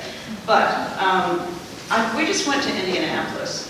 We went to the 500 in 2006. It was such a cute, quaint town when we drove into it. We went back this year because my son raced at the Speedway. It didn't go well, but anyway.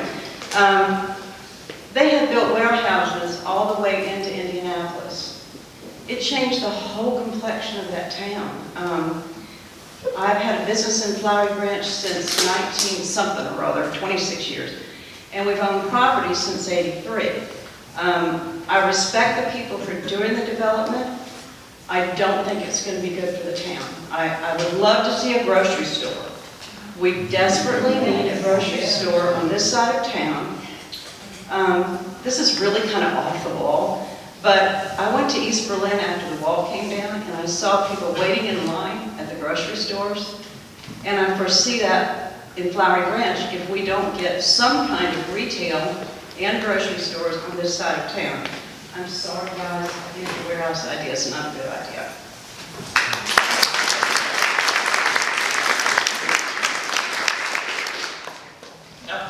How do you think? You're fine.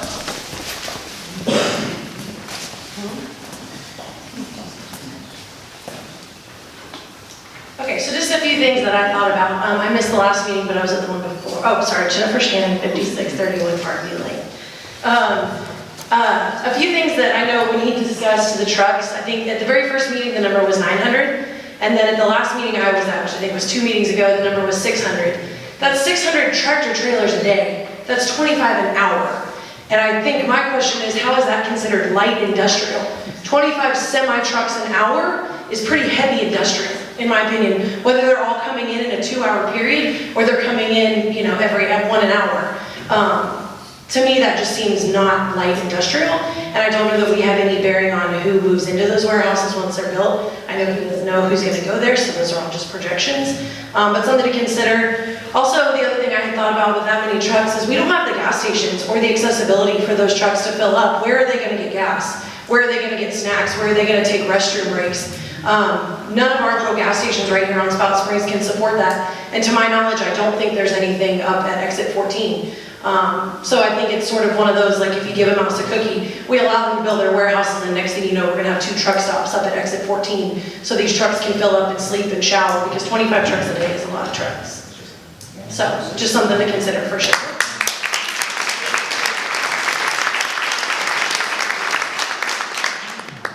Anybody else? All right. Going once. Going twice. You're going. All right. And move my close. I'll say a couple things before we go into the meeting. Sure you can. Heard a lot about town hall meetings, and this man here has been mayor of town for actually 11 years, been on the council for 12. And I've been to other council meetings and watched how they work, and this guy right here runs a meeting like a town hall meeting. I know that everybody would like to have more Q&A and that kind of thing, but that's very difficult to do in an environment like this, where you may not have the answers. You know, as a council, we're not at this city hall every day. And to ask the staff to come up with an answer to a very specific question on a whim is also very difficult for them to do. Sometimes that's there, sometimes that answer's not there. I've often referred to Mike, myself, I've referred him to the Andy Griffith of mayors. He lets people get up here and talk. And when he has to get tough, he gets tough. And the idea that we haven't had discussions and deliberations and communication about any of these issues when we intentionally created lots and lots of meetings to address any kind of rezoning that comes down the pike. I was at a council meeting recently where it was literally the planning commission and a vote on the planning commission the same day. And the people pretty much got cut off. I mean, literally after a certain amount of time, cut them off. And lots of people still have something to say. Mayor Miller just sat here, took everybody that was on the list and said, who else wants to speak? I'm telling you, that doesn't happen in many places. That just does not happen. That same city, after the planning commission hearing, held a council hearing for the final vote on the matter. Again, people were cut off. Lines of people were ready to talk. They were cut off. Didn't get their 2 minutes to talk. And they made a decision right there on the spot, and people didn't even know who made the motion. on the particular matter at hand. They couldn't even hear it. I'm very thankful that we've had a mayor like Mike Miller right here that has held these meetings the way he's held. Because I know if I'm sitting out there and I'm a citizen, sometimes when you can say, by gosh, I got to say what I needed to say. I said what I needed to say. And I got that opportunity. There's some comfortability in that. I'm not saying that, you can say I persuaded them one way or the other, but at least you got the opportunity to get up here and speak. And I've seen it where that has not happened in other municipalities. They run a tight ship and they say, hey, 30 minutes, we're done. And then they go to the voting. The other thing I wanted to say was, absolutely, the smell of the sewer it's not acceptable. But I will tell you this staff is not sitting on their hands thinking, we can't do anything about it. They are throwing everything they can that they know of right now to remedy that situation. And it's going to be fixed. It is going to be fixed. And people say, well, you guys don't smell it because y'all live a few miles down the road. We do smell it. We ride through here, and I know we're not necessarily living in close proximity to this, but that we are representatives of the city, and that does reflect on us. So if please don't think for a second that we're not asking for updates. What's going on? How are we going to get this thing fixed? And we have been assured that it is going to be fixed. I will tell you that if it was a issue that was a public health issue, EPA would have come in and they would have flat out put the hammer on us. So I promise that sewer issue is being worked on. I know that doesn't help people when you smell it, when you go outside and you smell it, but that is being worked on actively. But it would be helpful to have communication about it. All right. So we are at our consent agenda, and on the consent agenda is resolution 21019. That's an amendment to the budget. And at this point, I would need a motion on that item. I do have a motion. Do I have a second? I have a second and third. We're going Ms. Jarko got it. And we'll call for the vote. All in favor say aye. Aye. All opposed? And then we have resolution 21-018. And Mr. Bennett, you need to read those captions for that. Yes, sir, I'm glad to do that. It's resolution number 21018. It is a resolution that establishes the use rates for water and sewer service within the city, the connection fees, and without the city, the connection fees for water service, and the connection capacity fees for sewer service. And those rates are set as shown in the ordinance, or pardon me, resolution. Thank you, sir. Anyone want to make that motion?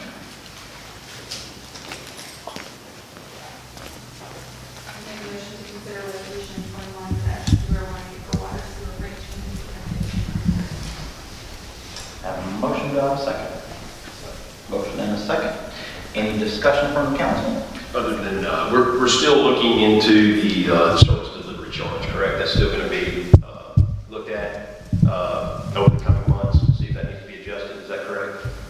Yeah, there'll be a new study performed, and we will come up with recommendations closer to fall next year. Okay. And that would be the service that's on developers. That's correct. Okay, thank you. All right, anything else from the council? Hearing none, call for vote. All in favor say aye. Aye. All opposed? And then we have the first reading of rezoning request submitted by South Hall. And Mr. Bennett, do you need to read anything for that? I do, Mr. Mayor. This is ordinance number 641. It's an ordinance that will amend the zoning map of the city of Flowery Branch, Georgia by rezoning a .2 plus or minus acre parcel of real property that's owned by South Hall LLC. It has a common address of 5611 Church Street and a tax parcel ID number of 8112A 2007. This particular parcel is shown on Exhibit A and is described on Exhibit B. The rezoning will be from traditional neighborhood development district to central business district, and it will be subject to the conditions that are set forth on Exhibit C. The ordinance provides for severability, it repeals conflicting ordinances, and provides for an effective date that is for all other lawful purposes. Thank you, sir. Anyone want to make a motion on ordinance 641? Motion to approve ordinance 641. I have a motion to approve. Do I have a second? Second. Motion and a second. Any discussion? Yes. Again, this has been a rezoning that's been around for quite some time. It came to us and then it was withdrawn and then it's back to us now. This is 14 units on almost 1.1 acres. There is an exchange of property, not a giving away of property. The city is not giving away property without having property returned to it. The South Hall LLC is going to exchange a portion of the backside of 2 of these parcels for what right now is a road that cuts kind of between these parcels of property. So that's something that has been on there, and yes, we're trying to gather that piece of property to continue a park that we would like to have built. That is going to be a really, really nice venue for the city of Flowery Branch. One thing that we've heard from many citizens, and when we did some surveys and such recently, is that they would like more parks. This allows for us to build the type of park that we have envisioned on that piece of property. It's going to be, we say it's a farmer's market, but it's going to have multiplicity of uses. It's not just going to be a farmer's market.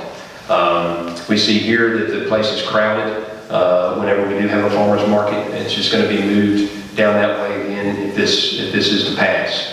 The other issue here is obviously what they have, in my opinion, put out there as far as renderings. These are beautiful townhomes.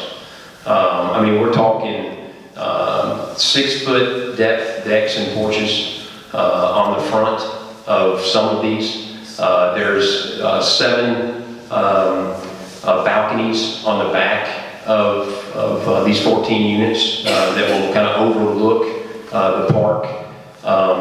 Again, usable porches, usable balconies, detached garages on 7 of the 14 units. Sidewalks, which people have said we need more of. This would allow for a football field of sidewalk down Church Street. Rear entry.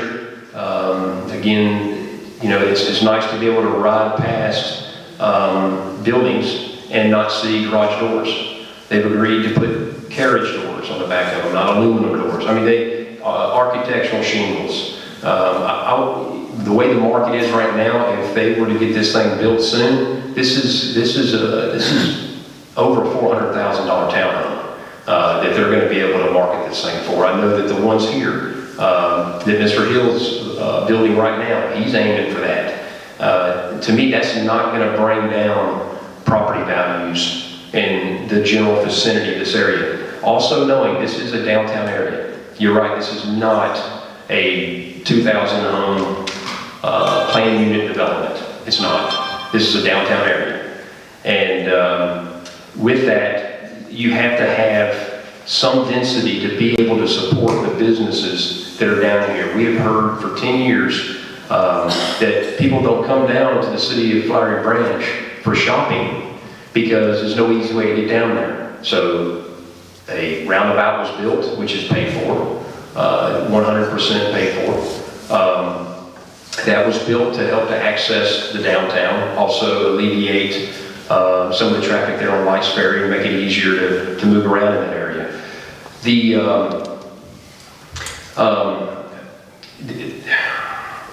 other thing that we've heard from merchants that are down here is, you know, Annabella does a pretty good job at seeing people come back.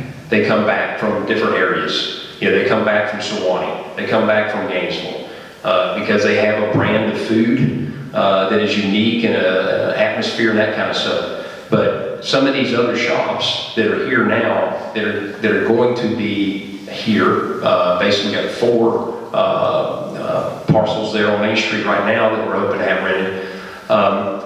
When you think about those merchants are going to be frequented by people that live in this general vicinity. If they're restaurants, such as Peyton's Pie, you know, a guy that lives in a townhome or an apartment here on Main Street, he might go to Peyton's Pie once a week. But a guy that lives in Myrtleville, he might show up once every 3 months to get a Peyton Pie. A guy that lives in Sewanee, he might show up once every 3 months to get a Peyton's Pie. So in every downtown area that you see high density development. And I've heard people say, well, you know, not everybody wants this, but I've heard people say, look at Sewanee, look at Duluth, look at Beaufort. They're building townhomes out the, I don't know. Anyhow, I was gonna say that on my way. Can I say what? Yazzie, can I say that? But they're building them right and left out there, and when I say they're building them, volume, not necessarily density, but they're building volume and volume and volume, meaning they're building hundreds of townhomes in their downtown.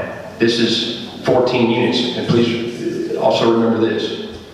There's 3 properties sitting there right now. So this is a net difference of 11 properties.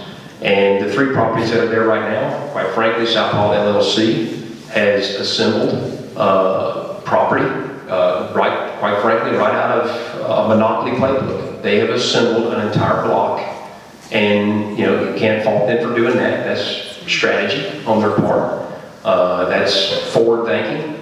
And now they've got this opportunity to change that piece of property into something that I don't want to speak poorly of anybody, but I will tell you this: these townhomes are going to look a whole lot better than the 3 pieces of property that are sitting there.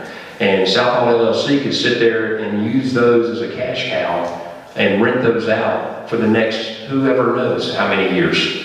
I mean, and then you've got those particular buildings sitting right behind a park that the city is looking to spend a substantial amount of money on.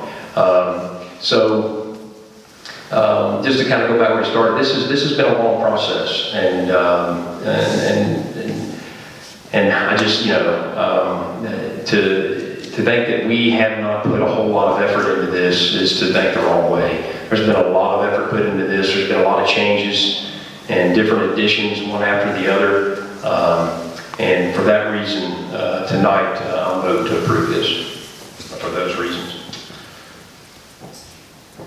Thank you, sir. Anyone else? Yeah, I want to add, echo a lot of what Councilman England said. I think the applicant has worked diligently with city staff and council, taking feedback and receptive to feedback over months. The feedback that we have given the applicant is a direct result of what we have heard from y'all at council meetings. Y'all talked about, you know, wanting to be heard and compromised. I feel like that's where we are. I feel like we have gotten there. The only thing I feel like y'all aren't getting that some of y'all want is the density.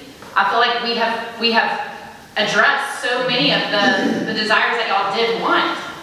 So I don't know really where else to go from there. The density of the project is not dissimilar to the density of other projects in the area.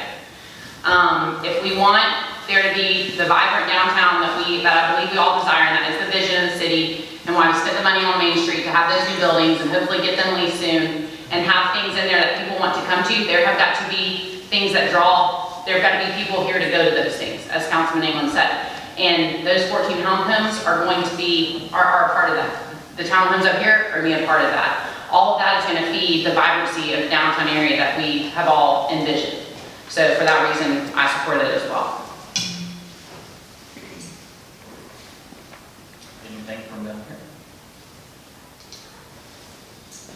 No, I would just echo a lot of what Councilman Farah and Councilman England said. I mean, we've met separately outside of council meetings with folks to go over these issues. We've taken feedback back to the to our staff, back to the architects. We paid for architects to come in and review these things to get the best possible product in that area.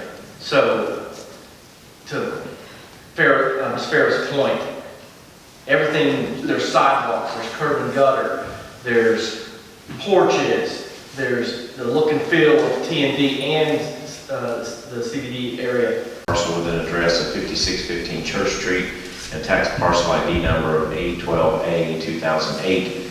It is shown on Exhibit A, is described on Exhibit B, and it's conditioned as shown on Exhibit C. The ordinance provides for severability, it repeals conflicting ordinances, it provides for an effective date, and it's for all other lawful purposes. Thank you, sir. And anyone want to make a motion on ordinance 642? Make a motion to approve ordinance 642. I have a motion, do I have a second? Second. Let's go with Mr. Jarvis. Okay. All right. And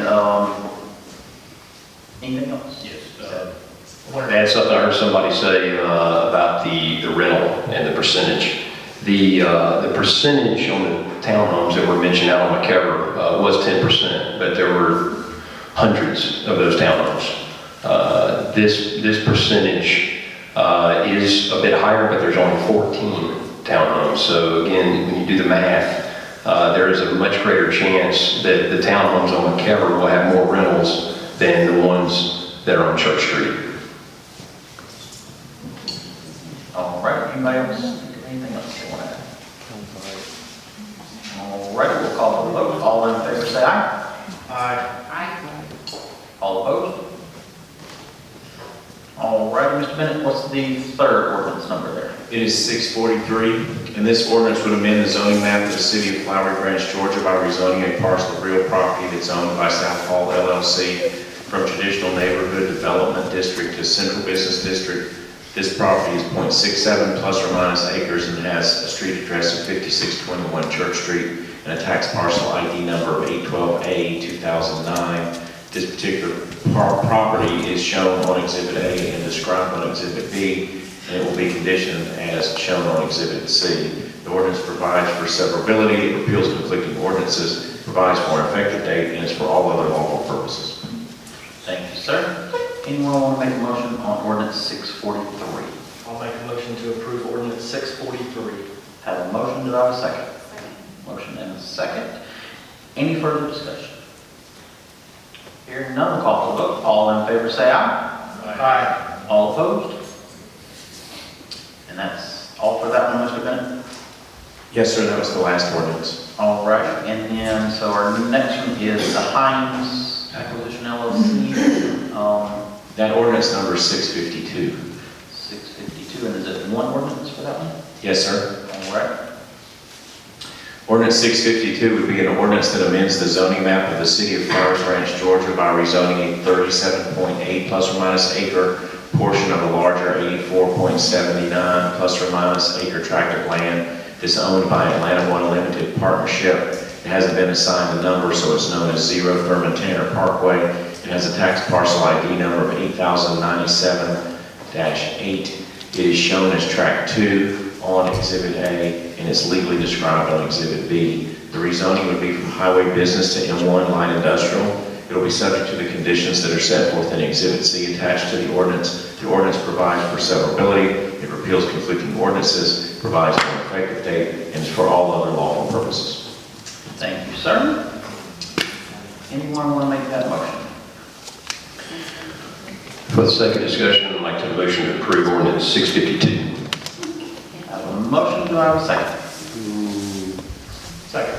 Motion and a second. And I want to assume you're going to just... Yes, the current owner of the property has said that they would be willing to contribute $200,000 to road improvements around this project. And Mr. Bennett, if a motion is made, how would we put that condition in there, and when would we need to, I guess, collect those funds? The condition would be just one to indicate the contribution. It would be in the nature of a development agreement, and then we could set the terms as to when the money would be paid, how it might be held. So at the very least, you would need a condition that would say that there be a development agreement with a contribution of $200,000 toward traffic improvements in the area of the parcel. So you said a development agreement of $200,000? Right, contributions.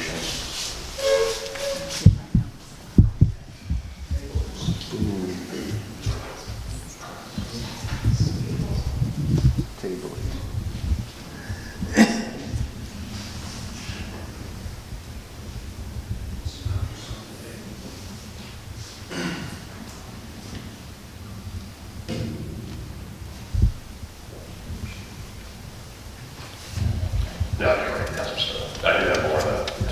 Yeah, wait. Give me a second to write that. Copious notes. Okay. So, not easy. Not easy at all. No. I will tell you this. Thurman Tanner Parkway was built quite some time ago, and before many of us lived out here. Certainly before a whole lot of development, which runs quite contrary to how things usually go. Usually you get the rooftops and you get the businesses, and all of a sudden you got to start putting in the roads and the infrastructure to support those things, because you don't have the tax base to service the debt that building those roads cost. So Thurman Tanner was built on pretty much speculation that eventually it would be used for a industrial type park, which Sewanee has, which Duluth has, which Beaufort has anywhere and everywhere. That they have millions, all three of those cities have millions and millions and millions of distribution space. And I would venture to say, other than Brazelton, there's probably not any of them that are as close to a main artery as Thurman Tanner is to 985, or any of their properties in those other cities I just mentioned are to 85. This type of zoning, it does indeed create a tax increment that is greater than what it gobbles up, without question. I know people say, well, the trucks are going to tear the roads up, and yes, and cars do the same things, trucks will as well, and we have to plan for that. We have funds that are available from SPLOST that we intend to use to try in some way to improve the traffic flow there on Spouse Springs. That does have to be looked at to see how that is exactly going to happen. That takes time to do, obviously. We do not have a school system in Flowery Branch. However, these types of developments are huge for the school system. The Hall County school system is where most of the kids that live in the city of Flowery Branch go to. And these type of developments are huge for the school system. Why? Because there's not one pupil that lives under their roof. And this particular development is a $25 million development. This is also in the TAB district, and that's called a tax allocation district. Not every piece of land in the city of Flowery Branch is in the TAB district. To give you an idea, Stonebridge Village is. The apartments, the Crest at Flowery Branch is. This is in the TAB district. What that means is the city of Flowery Branch receives both the city's portion and the county's portion of the new assessed value for that property for the next roughly 15 years. That property has sat there since 1988. The group has owned this property.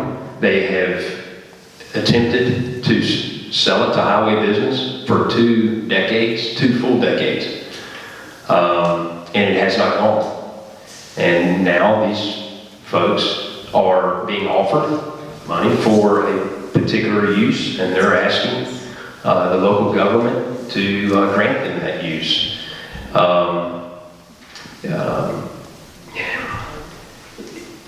This is not something that anybody. I'm just going to speak in terms of myself.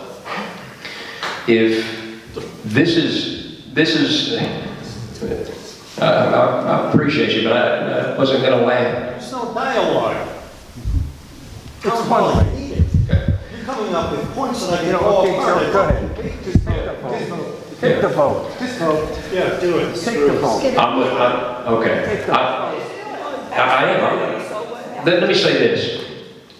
If that piece of property, okay, that piece of property belonged to you, sir. I'm asking, and you know what? This is a rhetorical question. If that piece of property belonged to you, how would you like it if a city council stood up here and arbitrarily made a decision to not allow your piece of property to sell because they thought a grocery store would be a better use of that piece of property? When you would be sitting on millions and millions of dollars, generational type of money. You know, this happens to be one of the strongest Republican holds in the state of Georgia, and one of the main tenets of the Republican Party is individual property rights. These people have this property. They have tried to sell it for highway business for 20 plus years. It hasn't gone. They're now asking for M1, which will help the tax base of this city to pay for the services that the citizens want. Because if all you have is residential, you are going to have a very sick tax base, and it's going to be very difficult to be able to provide the services that the people need. So that, Take the vote. Okay, whoa. Just stop. Come on, Mayor. Just stop. Just stop. That's what we're saying. We get to let you vote. Stop. He started it. I said it before, a couple meetings ago. He has the right to speak. Everybody wants to know where everybody's mind is. He's explaining it to you, but yet you're trying to talk over him and yell at him. So, Patrick, don't. not to mention scoffing. So. If we're damned if we do and damned if we don't. Like if we give a vote and don't, we're gonna say this. Yeah, we can talk. Yeah, but we're taking the heat. Okay. Please, if you don't like it. I mean, but we all ask us, y'all wanna know where we stand. We tell you where we stand, then you say, just vote. Stop talking, just vote. Like, we can win. Careful talking was, you might as well work for Mr. Brick. Stop. Table it. Right now, I would like to hear your reasons. So. I'm trying to let Mr. Anglin express, because everybody's asked why you think this, why you vote this, why? Mr. Anglin's trying to express that. Nobody asked the question. So you don't, I know a lot of you don't agree with it, I get it, but he's expressing why he's come to this conclusion. And I will say that this project and this thing has probably taken up more time than any other individual project that I've dealt with in the 12 years that I've done this. And the fact that the council members are trying to explain to you why they've come to this conclusion, yet you don't want to hear it. So please show them the respect and let them explain to you, which is what everybody's asked, and let them explain to you why they have come to the conclusion that they've come to. Mr. Anglin. Yeah, I'm not going to convince anybody, turn anybody's mind in a different direction with this. There's just a lot of variables you have to look at with this kind of thing. You just can't look at a piece of property and say, nope, deny that one because that's not a good use for that. You got to look at a multitude of variables. And yes, there is two subdivisions that are somewhat across the street from this, separated by 4 properties. There's another highway business property There is the property that belongs to the city where the water tower is, and there's 2 more 5-acre parcels in between this highway business and, between this proposed M1 and the subdivision there, the villages. So, you know, it's not like it's right across the street. There is a wooded lots that do separate those subdivisions from this particular development. So, you know, very difficult decision. Something that's been weighed out. Not something that just all of a sudden you heard about it and you're like, okay, good enough. No, it's been something that's been bounced back and forth, and we've vacillated on it, and now it's time to make a decision, and I have voted to approve it. That's where I stand on it. No vote. Well, at least make a provision to keep the trucks off of Spouts Way.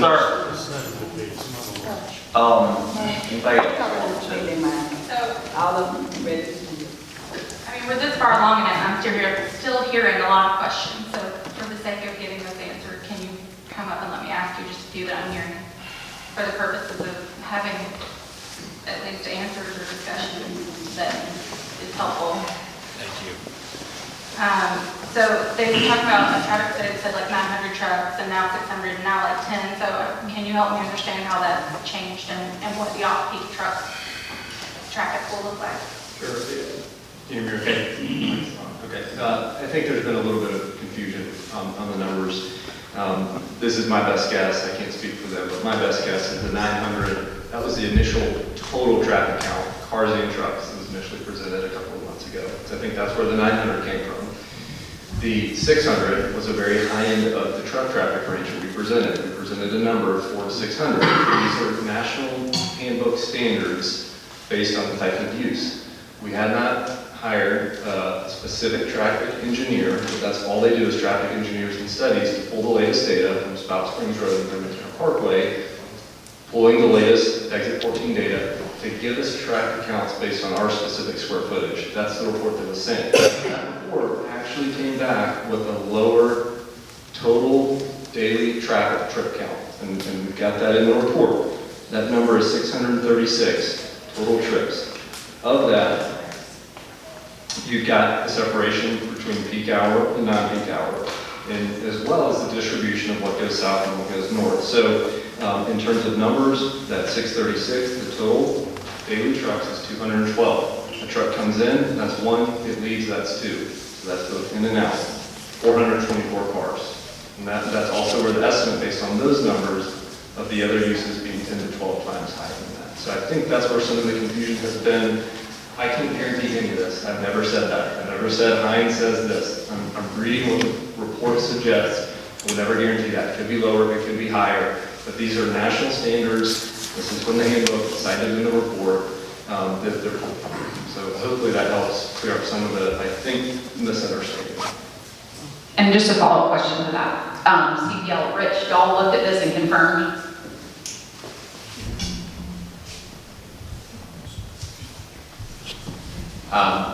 We have not seen the traffic study. Our discussions with the applicant have regarded median openings on Bremer Tanner and the access points they're going to use for development. Now it's time to table this into report. Okay, so the next thing I'm hearing is how do we make sure that the trucks are routed through HF Reed? I don't know if that's one you can answer, but is anyone in this room able to answer that? Like, is that? Do we have the right to do that? I mean, how does that work? Well, the city can certainly establish truck routes. We've done that on the other streets within the city. You would just have to give some consideration to the impact it would have on the use of the property. You can't necessarily overregulate the direction of truck traffic till it impacts the reasonable economic use of the property. But yes, in concept, you can have truck routes within the city. And that would be a condition here, or that would be something that happens as development goes forward with planning? It would not be a condition because it would be you, the government, that was doing it. So you're not asking the applicant to do it. So you would not need a condition that there be a truck route. It would be a decision that you would make at a later date as the city.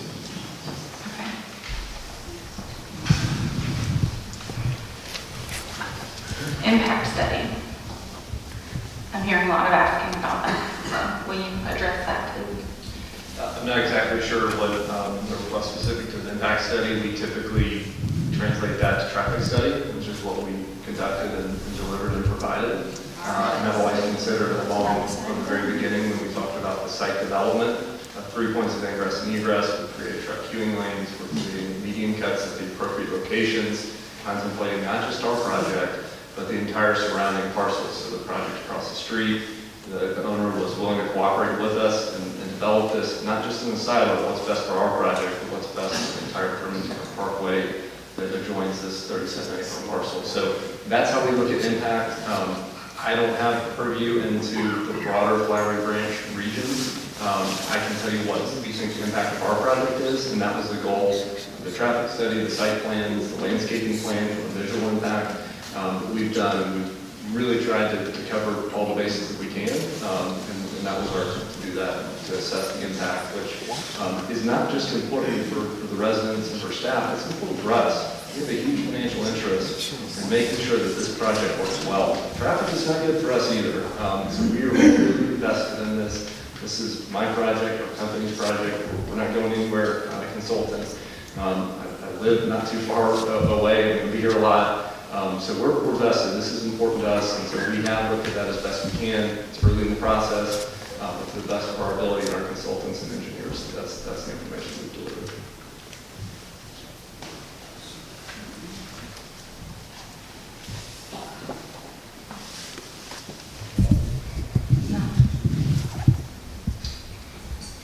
Can we speak since the developer got to speak? No, sir. Anybody else have? Why? Anything? I would just want to talk, I don't have a question for you. Sorry, thank you. This is a tough one to echo what Joe said again, like, people wanted a traffic study, they did a traffic study. I know, like, I specifically requested that, and that was a big deal to me. The frustration, I guess, that I have at this point is, like, it was asked for a traffic study, they got a traffic study, and now the conversation for some of y'all is, we don't believe the traffic study. How do we know it's accurate? Well, like, there are experts doing the traffic study. Like, I don't know what more we can ask for in terms of that. So that's a little bit frustrating because I'm like, I don't understand how to make folks happy with that. I will say when I got on council 4 years ago, one of the conversations was from city staff and things like that, and we were in a much different place in terms of growth. Things have just exploded. Since I came on council was we gotta get more rooftops, Definitely feel like we've got more rooftops. The other piece of the puzzle in terms of creating a vibrant, productive city is diversity of tax digest. And so we wanted retail and we wanted, a diversity of businesses. They weren't gonna come until we built the rooftops. We have built the rooftops, now they are coming. That seems to be what was supposed to happen. So it seems like a very natural progression from my understanding and everything that I have learned in 4 years that I've been on council, that this was the natural progression of how things would go. In agreement, and as many of you out there with deny signs up there, if we deny this project, if we were to deny this project, and as Mr. Wayne said, it's going to continue to be a topic of conversation. It's going to come back and someone's going to want to do X, Y, or Z on it. Apartments. There'd be tons of deny signs out there if apartments came. It's the person has property rights.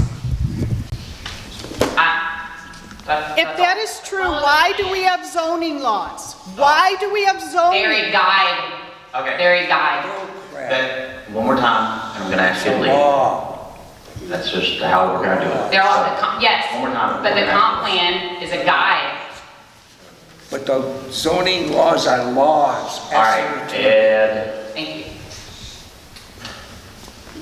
All right, anything else? Oh, I don't. Anything else?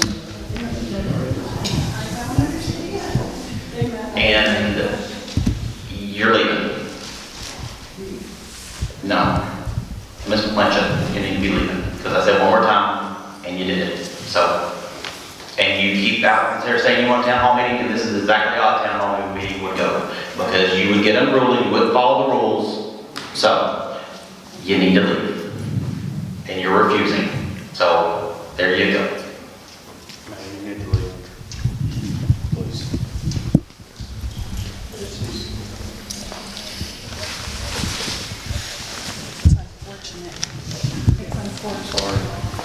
All right. Now. Stay the course. You hear me? All right. So we're at we've had a motion and a second. Did you want to amend? Okay.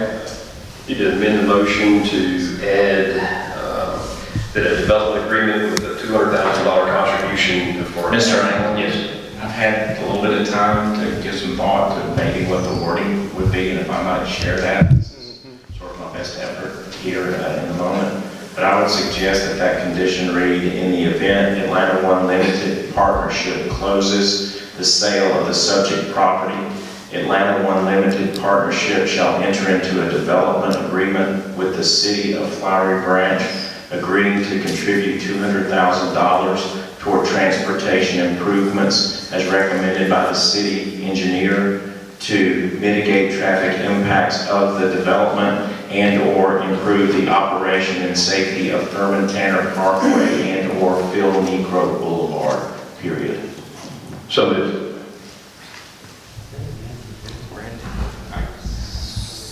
So he is motioning that as the amendment to the motion. So I need a second on the amendment. I have a second on the amendment, and we need to vote on that. Sorry, Mr. Mayor, vote on only the amendment. So and then you're back to the main motion. Only on the amendment. So the amendment, as Mr. Bennett read, will take the vote. So all in favor of the amendment to the motion, say aye. Aye. Any opposed? That would be no. Okay. Okay. You said yes for the amendment? Yes, okay. Just delayed. Okay. All right. So all four yeses, yes. Okay. So the motion has been amended to include the $200,000. All right, so we're back to the original motion. Any other council members want to add anything else? So how close are we to the 90 days? Tomorrow. I mean, we're coming up with wording tonight for this amendment. I find that concerning. I'm not saying I'm against it, but I do find coming up with that tonight very concerning. Yeah.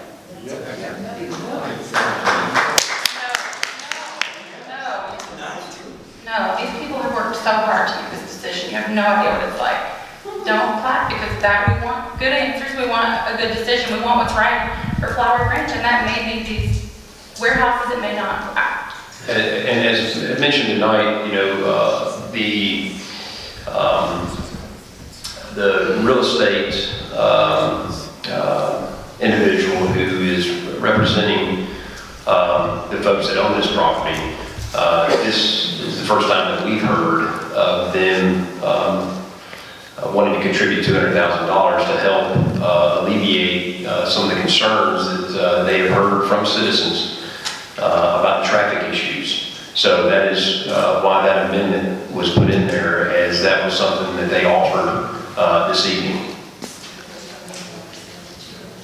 All right, so at this point, we're going to call for the vote, and Ms. Sheila, I'm going to ask you to do an individual vote call on this. We'll just go down the line. So we're... Mr. Mayor, just for clarity, who seconded the main motion? Nobody. Chris Monday, Councilman Monday. Thank you. Yes, sir. All right, so we're just going to go down the line, and you'll get Ms. Fair and... Councilwoman Farrow, how do you vote? In favor. Councilman England? In favor. Councilwoman Trump?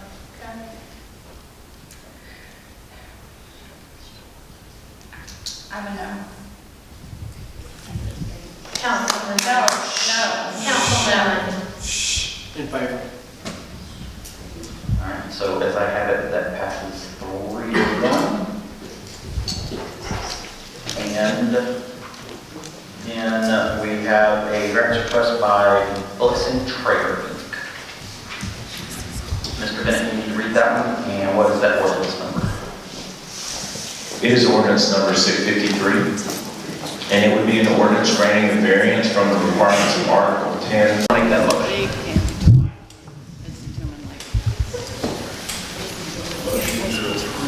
Ordinance 653 for the sake of discussion.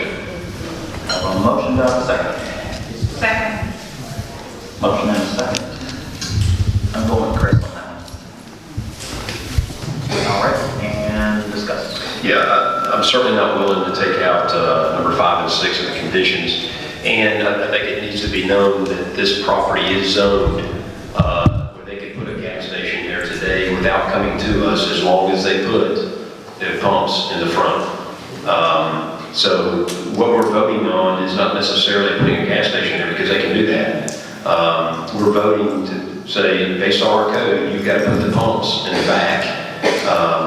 So the main structure of the building itself, they've asked for a variance to move the pumps to the front, which they believe will make that property actually work for a gas station. But in no manner am I willing to pull condition 5 and 6 from the conditions. All right, any other discussion? Hearing none, we'll call for the vote. All in favor say aye. Aye. All opposed? And we have the executive session, Mr. Bennett. We do, Mr. Mayor, at least for litigation and personnel.